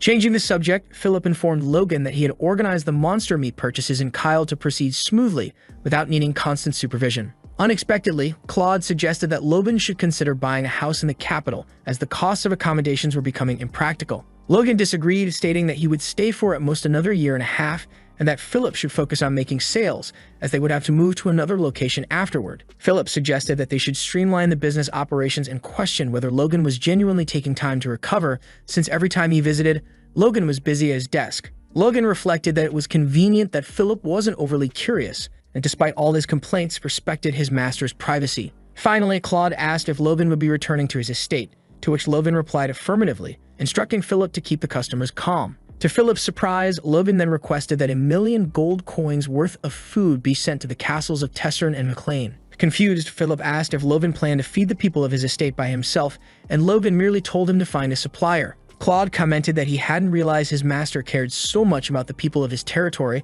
while Logan privately mused that it was purely a matter of necessity. In his thoughts, Logan admitted that the chronic food shortages in McLean wouldn't be resolved until at least the next year. Logan also thought that even though he had obtained the records, food scarcity was still a serious issue in the territory. To ensure that people could work effectively, no one could go hungry. Before leaving, Logan mentioned that he had other matters to attend to. In a different location, several people appeared to be sick and starving. Everyone there seemed to be in a state of suffering, clearly battling illness and hunger. Inside, Logan handed a piece of paper to someone who questioned if Logan truly wanted him to find these people. The man explained that it would be difficult to track them down since Logan had only provided 1 or 2 physical characteristics, and their whereabouts were unknown. Ignoring the man's complaints, Logan asked if he could do it or not, reassuring him that if it was a matter of money, he would be paid appropriately. Reluctant but seeing no other choice, the man accepted the offer. As Logan walked through the corridors of the unknown location, he admitted that it would indeed be hard to find them, and perhaps the name he knew was only a nickname. But there was no other way. They needed to recruit the so-called superhumans. Logan recalled that those who had reached the realm of superhumans in his previous life did not belong to any specific faction, and they would be crucial in the upcoming battle against the Empire. especially the one who typically worked as a mercenary for the Empire. Suddenly, Logan stopped walking and questioned why he was rushing. Looking up at the sky, Logan told himself to slow down, as he still had time. Cutting to another scene, someone slammed their hand on a table, telling another person that they didn't have time. A messenger tried to call on his lord, but the man insisted that after using their disciples, they still needed more hands, and that was ridiculous. The messenger attempted to soothe his master, explaining that he was merely delivering a message. The lord then questioned the reason for summoning his disciple this time, but the man hesitated to explain. He revealed that he would be taking the disciple to the remote interior of the country, to the McLean territory, for a 6-month mission. With each word, the bearded man grew more furious. The bearded lord responded that things wouldn't work out if they continued this way. As he placed a hand on the messenger's shoulder, the man vowed to resolve the matter once and for all. For some reason, this man was deeply irritated and disturbed by something. In another part of Grand, a large magical tower loomed overhead. Logan arrived at the tower, where the receptionist was sleeping at the desk. Logan tried to wake him, and the startled young man jumped up. He quickly stood, welcoming Logan to the Earth Tower of the Kingdom of Grand. However, the brown-haired receptionist seemed puzzled, silently wondering about Logan's appearance. He thought Logan might be a noble, but his cheap attire didn't match. Logan then explained that he had come to buy some magical scrolls. Hearing this, the attendant confirmed his theory, assuming Logan was only there to buy some mediocre scrolls. Unaware of the attendant's thoughts, Logan continued, stating that he intended to purchase 150 collapsed magic scrolls. The receptionist was bewildered as Logan began to retrieve something from his coat. Logan placed a document on the desk, revealing his account verification issued by the Cooper's Bank. As the attendant counted the zeros, panic set in. He realized Logan had 7 million gold coins. The attendant's attitude immediately shifted, and he offered to escort Logan upstairs. At this point, the narrator explained that collapse magic is a fourth circle earth elemental spell, capable of collapsing a hill depending on the mage's strength. However, it has a long activation time, visible signs, and only affects soil and mud, making it better suited for construction than warfare. Some fiefdoms used it in wars, but it was most commonly used for accelerating mind development and addressing related issues. Just then, an old man appeared, asking if Logan was truly going to buy 150 collapsed scrolls. Logan confirmed it. The old man was thrilled, commenting that it had been a long time since they had such a generous customer. Logan had a brief flashback and thought he hadn't expected the master of the tower to personally greet him. Introducing himself, Logan explained his house and mentioned that it was a small fief. Radios, the tower master, acknowledged that it seemed his apprentice had made a mistake and apologized, assuring Logan that he would reprimand the young man. While listening to radios, the apprentice became extremely nervous, fearing he might be fired. The old master of the tower, in his thoughts, admitted that they had almost lost a valuable customer due to a mere apprentice's mistake. Radios reflected on how earth magic was mainly used for farming or construction these days, meaning that nobles rarely spent much on scrolls. He also knew that Logan was unaware of how under his leadership the tower had fallen into decline and he had overspent that month. Seeing an opportunity to make some money, Radios decided to handle the situation carefully, hoping to extract as much as possible. He then informed Logan that there was a problem. Logan, confused, asked what he meant. The old man explained that fourth circle scrolls required supervision to be produced, and they didn't have many mages of that level in the tower. With an irritated and serious expression, Logan asked what that had to do with him. Radios hadn't expected such a reaction, but continued trying to squeeze more money out of the situation. He began a speech about the high costs of producing these scrolls, but Logan cut him off, rising from his seat and saying that if that was the case, there was no point in continuing. Logan started to leave, stating that he had planned to purchase 150 scrolls every month, but if they couldn't even manage that amount, he would consider going to the Royal Tower instead. Desperate, Radios bowed deeply, begging Logan to wait. He asked if Logan was serious about buying that many scrolls every month, and Logan confirmed, explaining that he needed a total of 900 scrolls over the course of 6 months. Seeing this opportunity, the old master was overjoyed, but his happiness was short-lived when Logan pointed out that if they couldn't even provide 150 scrolls, it would be impossible to produce 600. Logan continued heading toward the exit, but the old man clung to his leg, promising they would manage to deliver the scrolls. Logan asked if that was truly possible, and the old man assured him that they would make it happen. In his mind, Radios calculated the costs. Fourth circle scrolls were worth 10,000 gold coins each. Producing 150 scrolls would be 1.5 million gold coins. Over 6 months, that would be 9 million coins. Overwhelmed by excitement, the old man, still on his knees, even began cleaning Logan's shoes, eager to seal the deal. He suggested that instead of buying only scrolls, Logan should consider hiring a mage directly. Logan thought to himself that proud mages usually preferred selling scrolls rather than doing dirty work, yet the old man was still suggesting this. Logan knew that a fourth circle mage could produce the equivalent of 300 scrolls per month, so he asked if such a mage could be hired. Radios clarified the misunderstanding, explaining that even he couldn't command a fourth circle mage so easily.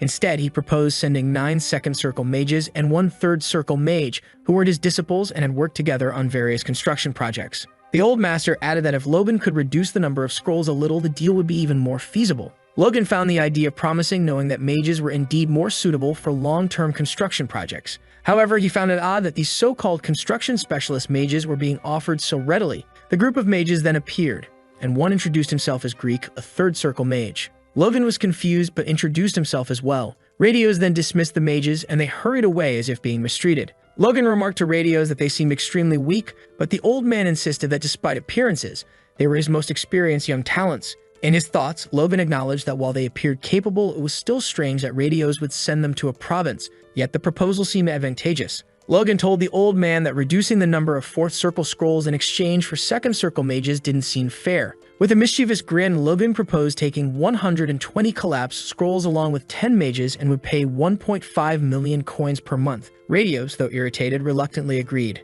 Logan thought to himself that given the skills of the mages, the price was ridiculously low and such talents would typically not be sent for that amount. However, to his surprise, the old master promptly accepted and suggested they sign a contract on the spot. The boy couldn't believe that the master was agreeing to it so quickly and questioned when that contract had been made. He also thought it seemed suspicious, but at that moment, the bearded man appeared, claiming that he had heard everything and needed to speak with the tower's master. Some disciples tried to ask their lord to stop, but the man kept walking in a straight line. Logan noticed that this man was a fifth circle mage, and Clayton questioned the tower master if he was trying to send his disciples away. The old man said it was all for the good of the tower, and that no one worked as well as Clayton's disciples, but the bearded man didn't accept that. He commented that his students had just returned from a job, and despite hearing this, the tower mage had already decided to take those boys. Clayton said that since he reached the fifth circle last year and became an elder, he had noticed the old man's harassment, and hearing this, the elder grew irritated. Logan just watched the scene and soon deduced what was happening. He realized that Clayton had advanced to the fifth circle at a relatively young age and had become an elder in an unusual way.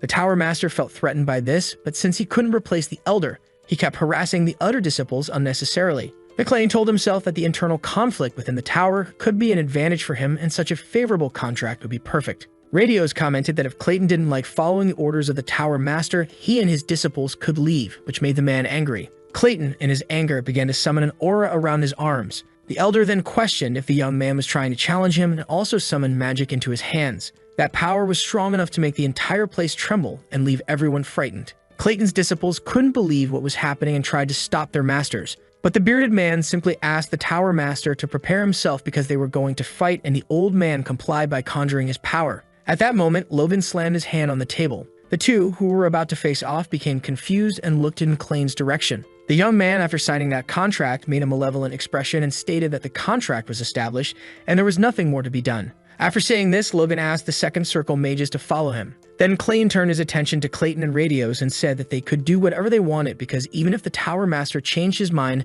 the contract would remain valid. Radios apologized for having done that in front of his client and told him that he would send the scrolls as soon as they were ready, but Clayton was not happy. The tower chief, knowing that Clayton was trying to force his conditions in a contract officially recognized by the Earth Tower, argued with him. Clayton, seeing that there was nothing else to be done, stated that he would go along with his disciples. Radios, irritated, questioned if the elder was saying he would follow his workers like a foreman, and Logan also grew upset because he couldn't afford Clayton. Clayton responded that he didn't intend to receive payment. He simply planned to help his disciples finish the job, and upon hearing this, Logan bowed before him. The man asked McLean to delay his departure by 1 day because his disciples needed to prepare before leaving, and the Lord readily agreed. The next day, a carriage could be seen moving through the streets. At the outer gate, waiting for his subordinates, was Logan, thinking that yesterday's contract was unexpectedly a stroke of luck as he had secured a fifth circle mage. He smiled because he could hardly wait to return to his property, and as soon as he returned, the first thing he would do was send Impo Rick to the shop. Suddenly, a familiar voice called out to Lord Logan.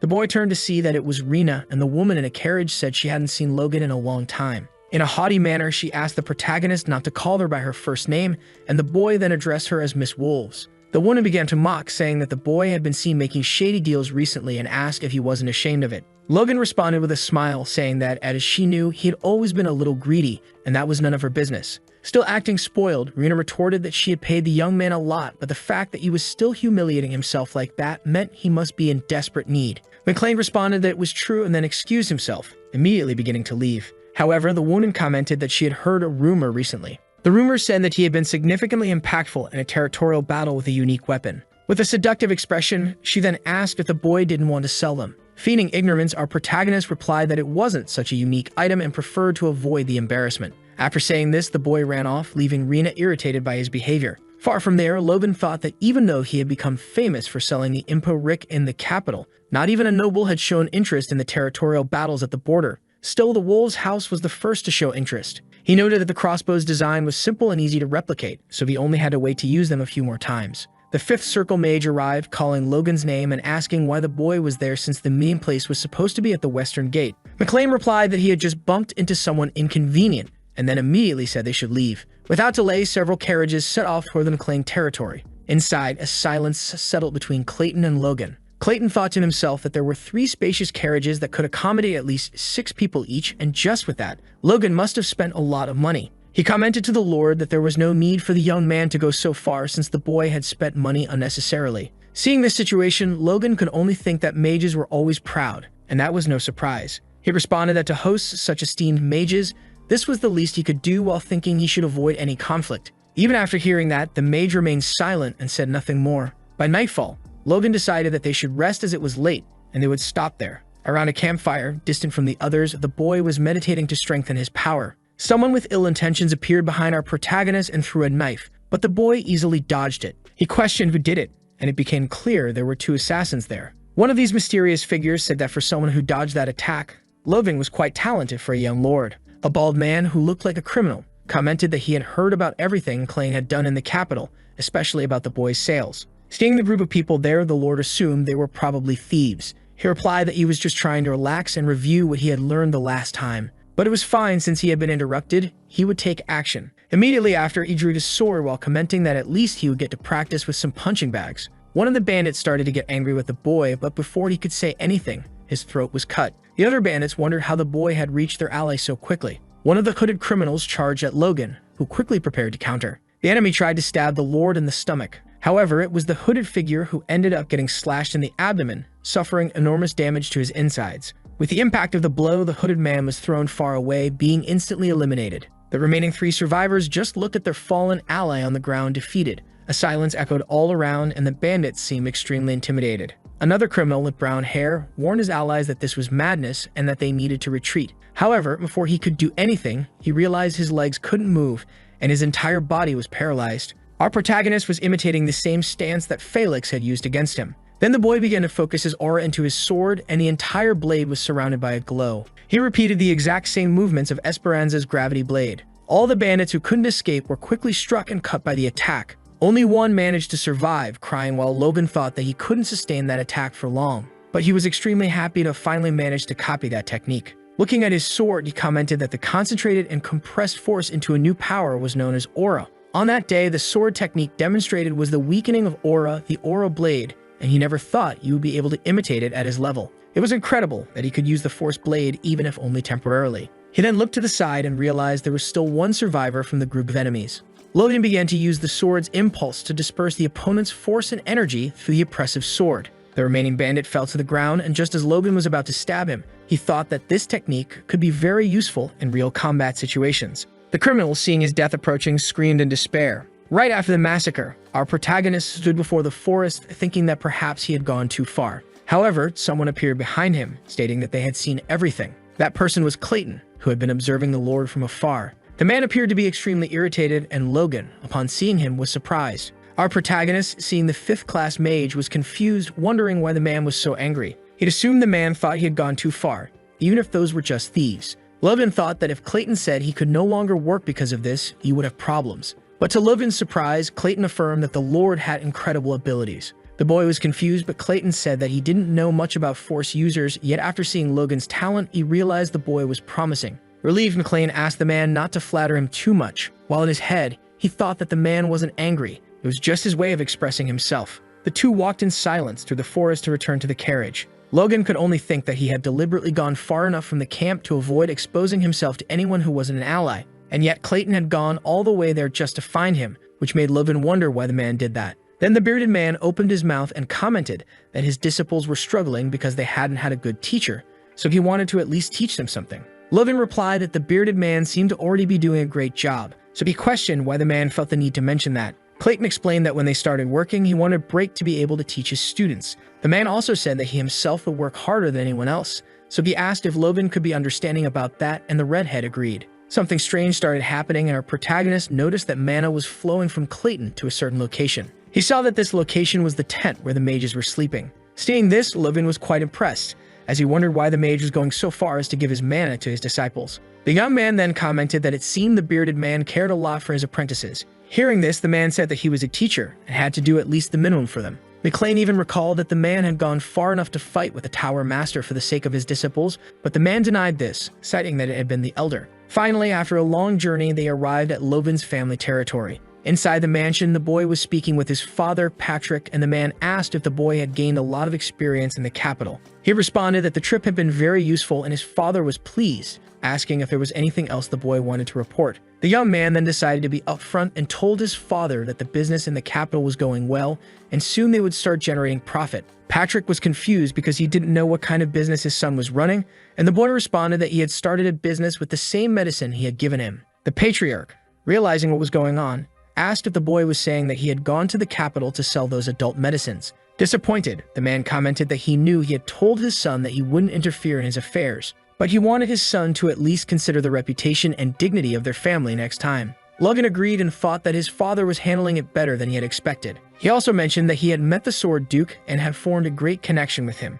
and upon hearing this, Patrick asked if he was talking about Felix. The lord of the estate asked if his son had sold the medicine to that person, and the boy replied that he had. Patrick became completely irritated, but the boy explained that he had received a secret intermediate sword technique in exchange for the medicines. Looking at that book, Patrick was impressed, and his son informed him that it was a full-fledged intermediate sword skill guaranteed by the Sword Duke. In his thoughts, the young man revealed that it was a lie and that he had written the book during the days he spent at the Sword Duke's mansion. The Empire merchant had found the iron ketchup sword while excavating some ruins, and it was one of the high-ranked sword technique books. At first, the merchant copied the book and sold it to only a few, but the entire copy began circulating in the market and later spread widely. However, that situation wouldn't happen for at least another 10 years, so having his family's knights learn it now would greatly help in advancing their forces.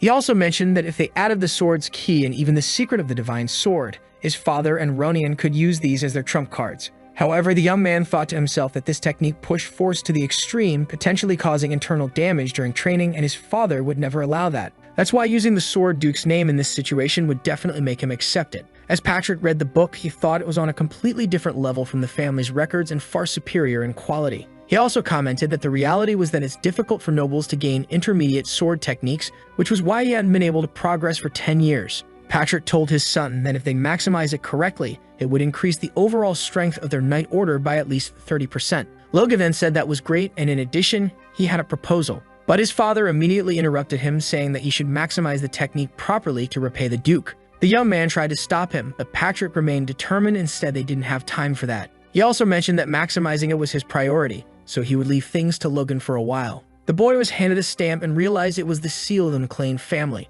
As Patrick walked away, he asked his son to help Dwayne with family matters in the meantime, as he would return after perfecting the skill. The boy tried to stop his father, but the man left so quickly that he couldn't even say a word. Staring at the seal, he realized that it meant he didn't need his father's permission for anything. And that was perfect because he would have everything ready before Patrick finished his training. However, Dwayne suddenly entered the room, stating that he had heard about the young master's achievements in the capital. The blonde man asked the boy to help the family with some money, and Logan asked if they had received funds from the battle. Dwayne explained that the money wasn't enough to maintain both fortresses, since the battle had caused a reduction in the workforce, and even Kairos had cut off all aid. The short man continued begging Logan to give some money since the boy had made a fortune. Logan, while smiling, apologized, saying that he had already spent it all. Shocked, the short man said he knew Logan had earned millions, so he asked how he had spent it all so quickly. McLean just remained silent, and Dwayne said that it wasn't funny anymore. The two continued staring at each other without saying a word, and Dwayne understood everything. The man asked if Logan was serious, and the redhead confirmed that he was. Once again, Dwayne asked where on earth the boy had spent it all, and the boy began to explain where he had invested his money. Dwayne didn't quite understand since Logan had spent money on magical scrolls, building materials, and food. The financial manager tried to argue that buying a bit of food for the people wouldn't change anything, but Logan interrupted him, stating that he was going to spend $1 million in gold. He repeated that he would distribute $1 million's worth of food every month for a year to the people. Dwayne became frantic, asking if the boy had eaten something spoiled, while Logan thought to himself that he had expected that reaction. The redhead explained that he was in perfect health and that it would be enough to feed the people, and Dwayne agreed, but asked what the building materials were for. He asked if the boy was planning to start construction, and the young man explained that they were going to build a dam. 2 weeks later, a poster could be seen on the wall stating that Logan was calling everyone to regulated work, whether from Tessern or McLean. At the Tessern fortress, people were extremely angry since the nobles were exploiting them to the maximum. At the McLean fortress, it was no different, as regulated work in the middle of harvest season was terrible, and they would starve. One of them commented that the Lord was telling them to shrink and starve to death. Another remarked that all the nobles wanted them to die in the end. Now that it had come to this, the civilians began gathering, and after raising their farming equipment, they prepared to attack the feudal lord. In front of the McLean estate, several civilians had gathered. One of them asked an old man if they were really going to do this, and the old man said the nobles had been mistreating the civilians for too long. The old man also said that with all those people, it was worth picking a fight this time. The young man, who had been hesitant, swallowed hard, agreeing that the old man was right, and that this was the best chance they had. With authority, he remarked that they were going to drag all those nobles down. Finally, the castle doors opened, and all the peasants prepared for the attack. Inside, an army of knights was getting ready. Suddenly, one of the knights ordered his subordinates to prepare for distribution, and several carriages started moving towards the civilians. The peasants, who had been furious, began to wonder what was happening and were confused by the situation. The old man insisted that they wouldn't distribute anything, calling it nonsense and saying that those damn nobles were just trying to manipulate them.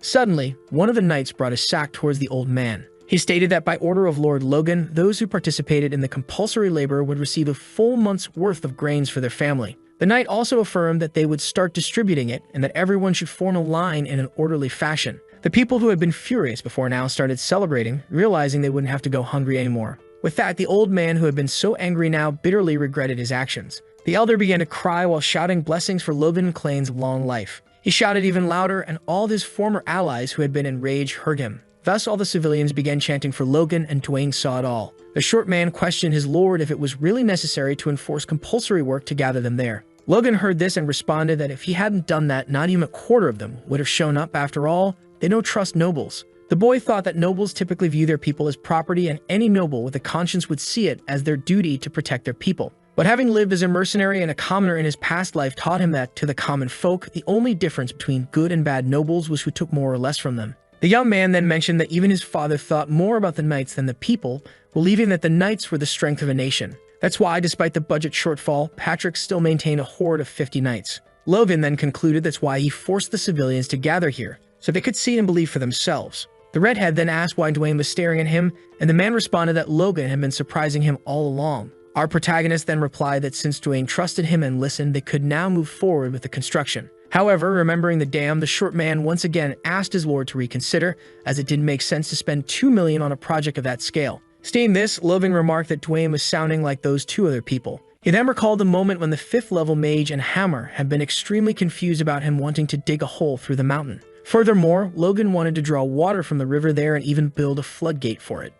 As the young man ate during the meeting with his 2 servants, he confidently stated that it was entirely possible. McLean also mentioned that his family's territory was surrounded by dense mountains and barren lands on all sides, meaning it was a poor land. But even those relatively low mountains to the north were blocking the flow of the Leather River from heading south. That's why they were going to create a large hole in those wild mountains to the north and bring the river's water through it. Halmar said it would be more convincing to say they were going to tear down the entire mountain, but Logan simply asked the dwarf to listen. The redhead declared that they were going to build a tunnel directly connected to the Leather River with a diameter of 30 meters at ground level, which would serve as a floodgate. In his head, he thought that, in reality, this was a flow control method that would become popular in the Empire in 20 years. The boy also commented to himself that he didn't know the principles of construction, but since they had a master-level dwarf and a 5th-level mage, and if those two could successfully complete the construction, they could turn the desolate lands in the west of McLean into arable plains. Upon hearing this, the mage was about to complain, but Hammer said they needed to carefully choose the location. The dwarf explained that the condition of the soil was important, and they should consider the water levels and channels to prevent the tunnel from collapsing. Clayton whispered in Hammer's ear, asking the dwarf if it was really possible, but the short man realized he had spoken out loud. With an extremely malicious and intimidating expression, the protagonist asks if it was really possible. Hammer responds that he was already worried about other projects at the moment and couldn't do it, but Logan says that's why they had prepared magical scrolls. Approaching his vassal, Logan says he will leave the responsibility of finding the right mountain to the dwarf, but the elder becomes extremely irritated. Meanwhile, the 5th-level mage, just observing the whole situation, wonders if everything is really okay. We return to the present moment and near a mountain. Clayton is releasing all his power. The others around him question if what they're seeing is magic because it's so impressive. Halmar then tells the mage that if he's ready, they should start now. The man agrees and immediately raises his hand toward the mountain. Upon touching it, a massive explosion hits the structure, causing several rocks to fly through the air. The civilians who were helping start running in panic as rocks fly toward them. Logan remains standing, watching everything while Halmar hides behind his lord's leg. When the chaos ends, the dwarf scolds the mage, reminding him that he had told him to go easy. And while watching this, Logan says to himself that aside from strength, the other power that humans can possess is mana, and unlike in his previous life, he could now see it. He could see the power of the earth originating from the mana circle in Clayton's heart, repeatedly drawing complex yet consistent patterns and stimulating the wall. Smiling, McLean couldn't believe he could see this, as his force core had developed his senses in a transcendent way. The mage then asked his young master to be careful and immediately affirmed that it wasn't over yet. This time, he made another motion with his hand, and Logan realized that the man was performing another spell. After preparing a little, he clenched his fists and several rocks began to gather. All the debris that had fallen started to merge together. Then they began to form a peculiar structure. After a while, Logan finally understood what was happening. Looking ahead, the boy saw an enormous stone golem forming right in front of his eyes. Amazed, he couldn't believe that Clayton could create a golem of that size without any tools. The young man also thought to himself that if they could make a few more golems of that type, not only would the construction finish much faster than planned, but it could also extend into warfare. And thinking about this, the boy gulped. He grabbed Clayton's hand suddenly, catching his attention. With a malevolent expression, the boy asked how many golems the man could make. Impressed, he also asked if Clayton's students could make golems too. The man replied that they could since they were from the golem school of the Earth Magic Tower. Logan was extremely happy, but Clayton interrupted his excitement, stating there was a problem. The mage explained that the spell formula for creating a human golem core was only possible with a 5th cycle, meaning his disciples would need mana stones. Hearing this, Logan became extremely confused and disappointed. The narrator explains that a mana stone is as rare a mineral as orichalcum or mithril, imbued with a natural energy of mana, making it a valuable resource. It cannot be artificially created and is primarily used for magical assistance or artifact creation, also being quite expensive. Logan thought that even though it wasn't ideal for warfare, it could still be important, so he asked if Clayton's golem would become stronger with mana stones. The man responded affirmatively, saying that the monster's strength and speed would increase, and it would also last much longer. However, as a 5th cycle mage, he would need higher grade mana stones for that. Clayton also added that even for a 2nd cycle golem spell, a low grade mana stone would be sufficient, and the golem could last for at least 24 hours. McLean thought to himself that a low-grade mana stone cost about 1 gold coin, and its cost-effectiveness was very low for such an amount of money. But for a small-scale war, such as one between fiefs, it could easily yield good results. Our protagonists analyze the information and continue looking at Clayton. After some time, we see Dwayne and a few workers, horrified, as they observe a monster. It became clear that this monster was the golem, which was striking the mountain. Dwayne remained scared, and Logan explained that the golem wasn't destroying anything, but simply digging a tunnel. The short man wasn't satisfied with that explanation and stated that he would have to report everything that happened to the patriarch. McLean sighed and asked Halmar to take all the workers to the water channel since there was no need for anyone at the tunnel construction. The dwarf complied, and Logan began to think about the 3 ongoing constructions. The first was the dam tunnel, one of the most important projects.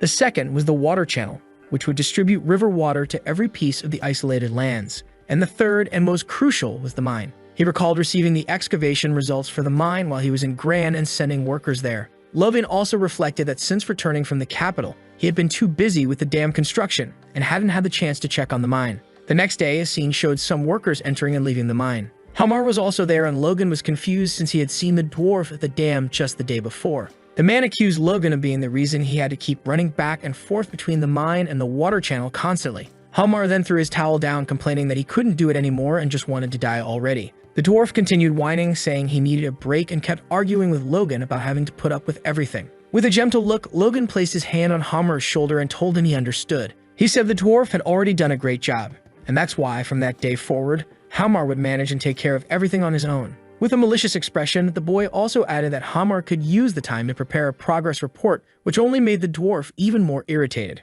Halmar accused Logan of trying to dump all the responsibilities on him, and the young man realized he had been found out. Raising his pinky finger, the Lord swore he was serious and promised that when the construction was done, he would let the dwarf rest as much as he needed. Frightened, Halmar said he wouldn't agree to that and begged Logan to stay away from him. However, using all his strength, Logan forced the dwarf to make a pinky promise. As he walked away confidently, our protagonist remarked that his subordinate had been acting a bit too cheeky. Looking at the mine, he thought that it would be developed faster than in his previous life, and even with the dam delaying things, it would all work out.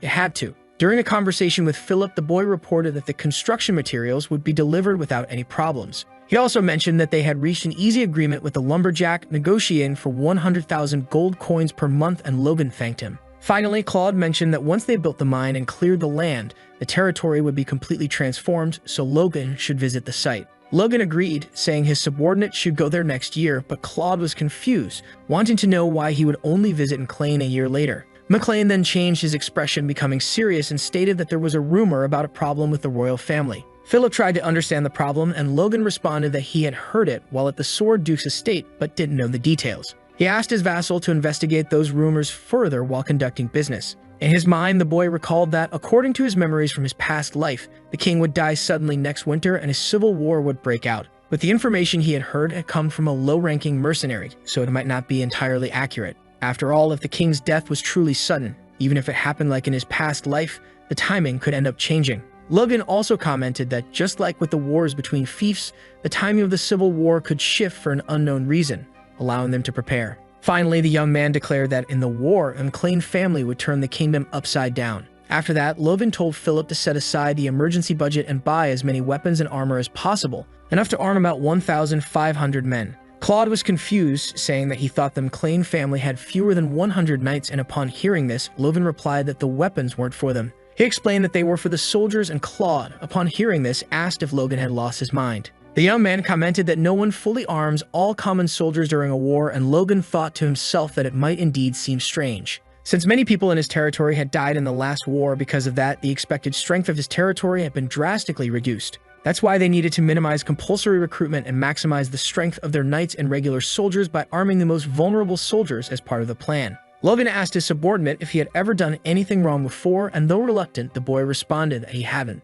Finally, with a malicious expression, our protagonist declares that they are going to do it, and Philip agrees, stating that he will find out more about those rumors directly. Meanwhile, Logan reflects in his mind that he had to secure funds through the mine, ensure food supplies, and improve the soldiers' weaponry. Thus, the basic preparations for a major advance were progressing smoothly. After a moment, Logan was seen surrounded by a pile of papers, and Dwayne explained that he had to read and sign all those documents. Logan began signing the papers without looking at anything, only to receive a scolding from the financial manager. Dwayne suddenly remembered something and remarked that it had almost been a month. He asked if Logan thought the work of a lord would be over in a day or two, and the boy replied that he had never seen his father work so hard like this. The short man responded that it was obvious since he handled most of the affairs. Logan got irritated and asked why his subordinate had dumped everything on him, and the man replied that as the successor, he needed to understand the duties of the territory. Logan retorted that he wasn't the successor, and Dwayne asked if he thought anyone agreed with that. Suddenly, Kegzalon entered the room, announcing that there was an urgent problem. He delivered the unfortunate news that Hammer had been trapped in a collapsed mine. Our video ends here. Subscribe for the continuation, and we'll see you next time.